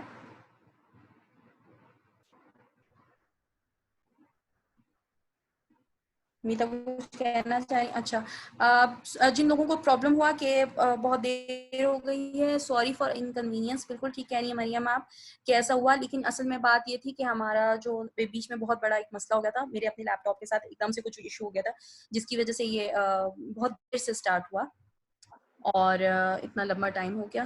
1 घंटे से 15 मिनट से ऊपर हुआ है। मेरा ख्याल है कि शायद 340 पे शायद किया था, मेरा ख्याल है।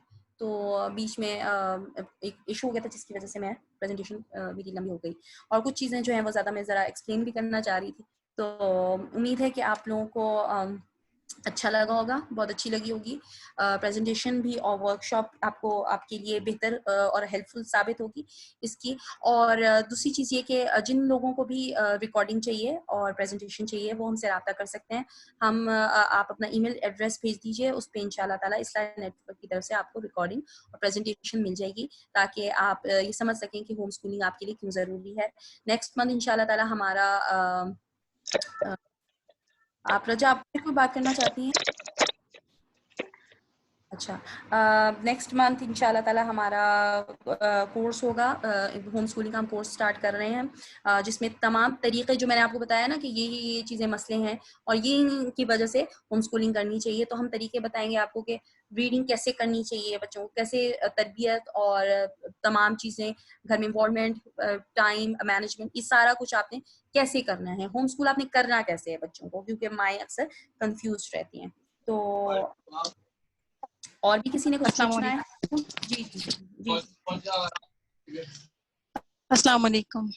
जी मैं रजा, मुझे कहना था कि ठीक है मैं 2009 से होम स्कूलिंग कर तो रही हूँ, लेकिन वो ये है कि वही जो सफ़र वगैरह और दुनिया में जो लोगों के साथ मेल आना जाना, छोटे बड़े लोगों में सब में बच्चों को मिलाना, सबके साथ मतलब ये कि अपने साथ साथ बच्चों एक्सपीरियंस मिला है अल्हम्दुलिल्लाह। लेकिन जज़ाकिल्लाह कि जो नेक्स्ट आप लोग होम स्कूलिंग करना कैसे है, ये मुझे बहुत ज़रूरत थी, क्योंकि मैं खुद मैट्रिक मैंने किया हुआ है और मुझे नहीं आइडिया कि बच्चों को किस तरह स्टोरी पढ़ानी क्या। लेकिन अल्हम्दुलिल्लाह आप लोग बहनों की वजह से जो सपोर्ट मिली है, जो तरीक़ाकार पता चला है, उसके लिए जज़ाकिल्लाह। और इस क्लास का इंतज़ार रहेगा और अल्लाह पाक आप सब पूरी टीम को। आप उसके लिए ज़रूर अस्सलाम अपने आप को वालेकुम। रजिस्टर करवाएगा, इंशाल्लाह नेक्स्ट मंथ होगा सितंबर में। जी एक सेकंड, जी अस्सलाम बोलिए, मिसेस वालेकुम। मुज़म्मिल बोल रही हैं? जी वालेकुम जी, मैं सलाम। मसर्रत बोल रही हूँ। जी, जी मेरा जी ये क्वेश्चन था कि मेरी 5 साल की लड़की है, दोनों माशाल्लाह अच्छे ज़हीन जी हैं, लेकिन क्या हो रहा है कि उनको स्कूल में अभी ऑनलाइन में ऑब्जर्व करी कि सब बच्चे एक साथ बोलते रहते, इन्हों खामोश रहते, लेकिन I know she knows when to say and what to say, और उनको कितना समझ में आ रहा है मेरे को पता होता है। इसलिए भी मैं फोर्स नहीं सही। करती, लेकिन जब पूरे क्लासेस हो गए थे तो टीचर स्पेशल क्लासेस रखे, तो उसमें मेरी बच्ची का नाम बोलिए, तो आई वाज स्टन कि टीचर को ऐसा क्या दिख गया कि मेरी बच्ची का नाम उन्होंने लिख दिया। फिर भी मैं उनको स्पेशल क्लासेस अटेंड कराई, आई नो शी कि उन्होंने कैच करते। और मुल्सब के पास भी अरबी पढ़ने का भी वैसी है, 2 साल से उन्होंने छोटे कायदे में है, लेकिन आई नो जब उनको समझ में आता तभी उन्होंने आगे बढ़ते। अभी हम उनको गुस्सा भी करें, मारे तो उन्होंने पढ़ते, लेकिन जब तक उनको समझ में नहीं आता उन्होंने आगे नहीं बढ़ते। I know that being a mother, लेकिन उनको तो प्रेशर होता है टीचर्स की तरफ से या मुल्सब भी होने तो ये बोलते कि उनके दिमाग में नहीं चढ़ता। मैं आपको एक तो बात बताऊं, एक तो ये कि सॉरी मैं इंटरप्ट कर रही हूँ, बात ये कि प्रेशर एक ऐसी चीज़ है कि अगर आप बच्चे को अगर आप ज़रा सा डांटे ना, तो मेरे बच्चे का तो दिमाग ऐसा है कि मुझे साफ समझ में आ जाती है कि वही चीज़ जो उसको आराम से समझ में आ रही थी, अगर मैं ज़रा सा उसको डांट दूं, ये सख्ती कर लूं कि तुम अभी क्यों नहीं कर रहे हो ये वो, उसका दिमाग सुन हो जाता है। मैंने खुद देखा, मुझे खुद नहीं याद होती चीज़ें, अगर मुझे कोई प्रेशर देना शुरू कर दे, मेरा दिमाग काम करना बंद कर देता है। तो और जी दूसरी आपने ये कही कि आपकी टीचर, बच्चे की टीचर ने ऐसे क्यों किया। देखिए मेरी बहन, बात ये कि प्रॉब्लम ये ऑनलाइन स्कूलिंग का मसला ही यही है कि टीचर्स बेचारी को कई दफा समझ नहीं आ रहा होता मेरा भांजा बैठा रहता है, उसको वो हाथ खड़ा करता रहता है, टीचर का कसूर नहीं है। जाहिर है कई दफा ऐसा होता है उसमें ऑनलाइन स्कूलिंग में कुछ समझ में नहीं आ रहा होता, आधा टाइम तो बच्चे म्यूट अनम्यूट ही कर रहे होते हैं माइक। तो ऑनलाइन स्कूलिंग के साथ बहुत सारे इश्यूज हैं, बहुत सारे इश्यूज हैं। ऑल्दो ये है ऑनलाइन स्कूलिंग में कि कम से कम ये कि बहुत ज्यादा अब आप बुलिंग बच्चे नहीं कर सकते, एक दूसरे को कंपेयर नहीं कर सकते, मगर टीचर कंपेयर जरूर कर सकती है। टीचर ये कह सकती है कि अब हो सकता है किसी बच्चे के साथ कोई प्रॉब्लम चल रहा हो, वो उसको समझ ही ना आया हो आपने क्या बात की है, ठीक है। रिकॉर्डिंग कई दफा सही नहीं हो पाती है, तो आवाज सही नहीं आती है, बच्चों को समझ नहीं आती कि हमसे चीज मिस हो गई। बहुत प्रॉब्लम्स हैं, बहुत सारे मसले हैं। जो आप डिसिप्लिन और जो आप सोशल इंटरेक्शन कहते थे वो ऑनलाइन स्कूल में तो बिल्कुल ही खत्म हो गई है, ठीक है। तो फिर पीछे क्या मकसद रह गया? फिर आप वही चीज आप घर पे करवा लें। छोटे बच्चों को तो आप करवा ही सकते हैं, क्लास 1 और ये 5-6 साल के जो बच्चे होते हैं, उर्दू लिखवाना, इंग्लिश लिखवाना या मैथ करवाना, छोटे बच्चों को तो बहुत सारी खवातीन वो करवा सकती है। मुझे नहीं कि वो जबरदस्ती क्यों स्कूल करवाती है उनको, और वो भी ऑनलाइन। और कोई सवाल है आपके अस्सलामुअलैकुम। पास? जी जज़ाकल्लाह खैर। अस्सलाम वालेकुम, मैं मिसेस मुज़म्मिल। अच्छा, मेरा क्वेश्चन ये है कि बच्चे जो हैं मतलब मैं उनको ये अपनी बच्ची को मैं घर ही करवा रही हूँ, ठीक है, लेकिन अभी वो 3 साल की है, लेकिन वो कहती है कि मेरे दूसरे कजन्स हैं, नेबर्स हैं, वो सब बच्चे अच्छा स्कूल जा रहे हैं, तो मामा मैं कब स्कूल अच्छा, जाऊंगी? ठीक मेरा है। स्कूल का तो यूनिफॉर्म कोई रेडी मसला करेंगे, इस तरह से नहीं है, उसको आप बहुत। उसको कहें, आप उसको बोलें कि बेटा आप उसको पूरे तरीके से कर सकती हैं। आप घर में उसको इतना अच्छा माहौल देंगे, वो स्कूल जाने का बोले ही नहीं, वो बोले तो आप कहें कोई बात नहीं बेटा, आपको ज्यादा मजा आता है यहाँ पे, आपको मामा के साथ मजा नहीं आता, कि देखो कितनी अच्छी चीजें मैं आपको करवाती हूँ, मैं आप चीजें करवाएं, आप उसको ड्राइंग करवाएं, आप उसको पेंट करवाएं। कहो कहो कि कहीं आप उसको कि आपको पता है वो जो बच्चे जाते हैं उनको ना टीचर पेंट्स देती हैं, ना उनको इस तरह वो एंजॉय करते हैं, ना वो घर में बैठ के। आप उसके लिए ये वक्त इतना इंटरेस्टिंग बना दें, वो भी बहुत छोटी है, आप उसके लिए इतना इंटरेस्टिंग बना दें कि वो she will handle the world. बात ये होती है कि यहीं से हमारा आगाज होता है पीयर प्रेशर का। इतनी छोटी बच्ची को पीयर प्रेशर हो रहा है, इतनी छोटी बच्ची दुनिया को देख के कह रही है कि फलाना भी ये करता है, तो इस वक्त यही वो वक्त है जब आप उस बच्ची को कहें कि दूसरा कोई भी करे, हमने क्या करना है ये हमने सोचना है, हमने दूसरे के कहने पे या दूसरे को देख के नहीं करना। ये आप बहुत बड़ा उसको सबक और सीख देंगी अगर आप उसको ये सिर्फ स्कूलिंग की बात नहीं है, अगर वो कोई भी चीज वो कहती है कि फलाना भी करा तो मुझे करना है, आज अगर आप उस चीज को डिनाई करके दूसरी चीज करवाती हैं उसको, तो ये आप उसको सीख देंगी कि दुनिया जो कर रही है उससे हमें लेना देना नहीं है, हमने वो करना है जो सही है, जो हमें सही लगता है, ठीक है। ठीक है, आपको मेरी जज़ाकल्लाह। जी जी, बहुत मुझे समझ शुक्रिया। आ रही है, जज़ाक। आप में से किसी ने और भी क्वेश्चंस करने हो तो मुझे आप ऑन द ग्रुप आप कर सकते हैं। आप लोग मुझे मेरे नंबर पे कर सकते हैं, मैं नंबर यहाँ पे शेयर भी कर देती हूँ, तो आप लोग कर सकते हैं। और अपना नाम प्लीज जरूर मेंशन कर दीजिएगा। हो सकता है मैं फौरन आपको रिप्लाई ना करूं, हो सकता है 1-2 दिन तक करूं, लेकिन आप लोगों को कोई भी क्वेश्चन हो regarding the course that is coming इंशाल्लाह next month about home schooling, तो वो जरूर आप देखिएगा और जरूर पूछिएगा और जरूर आप हमारा कोर्स भी अटेंड कीजिएगा। अस्सलाम वालेकुम। वालेकुम सलाम। कौन? अस्सलाम वालेकुम रहमतुल्लाहि व बरकातुहू। मैं मुना बात कर रही हूँ। जज़ाकल्लाह खैरन कसीरा, आपने इतना ज़बरदस्त किस्म का आज लेक्चर, वर्कशॉप और सारा होम स्कूलिंग के कॉन्सेप्ट और सब कुछ ब्रीफ किया। और ट्रूली मुझे यही एक वो हदीस नबी का ही मफ़हूम ज़हन में आ रहा था कि माँ जो है वो बच्चे की पहली दरसगाह होती है, और कितनी के बच्चों को क्लोज रखें ताकि बच्चे सीखें, माँ बाप से अटैच हों, जो लर्निंग एबिलिटीज़ के साथ वो इक़दार सीखें, मैनर सीखें। सो रियली ये बड़ी खुशी भी हो रही है कि इट्स लाइक होम स्कूलिंग का एक कॉन्सेप्ट अब बहुत प्रॉस्पर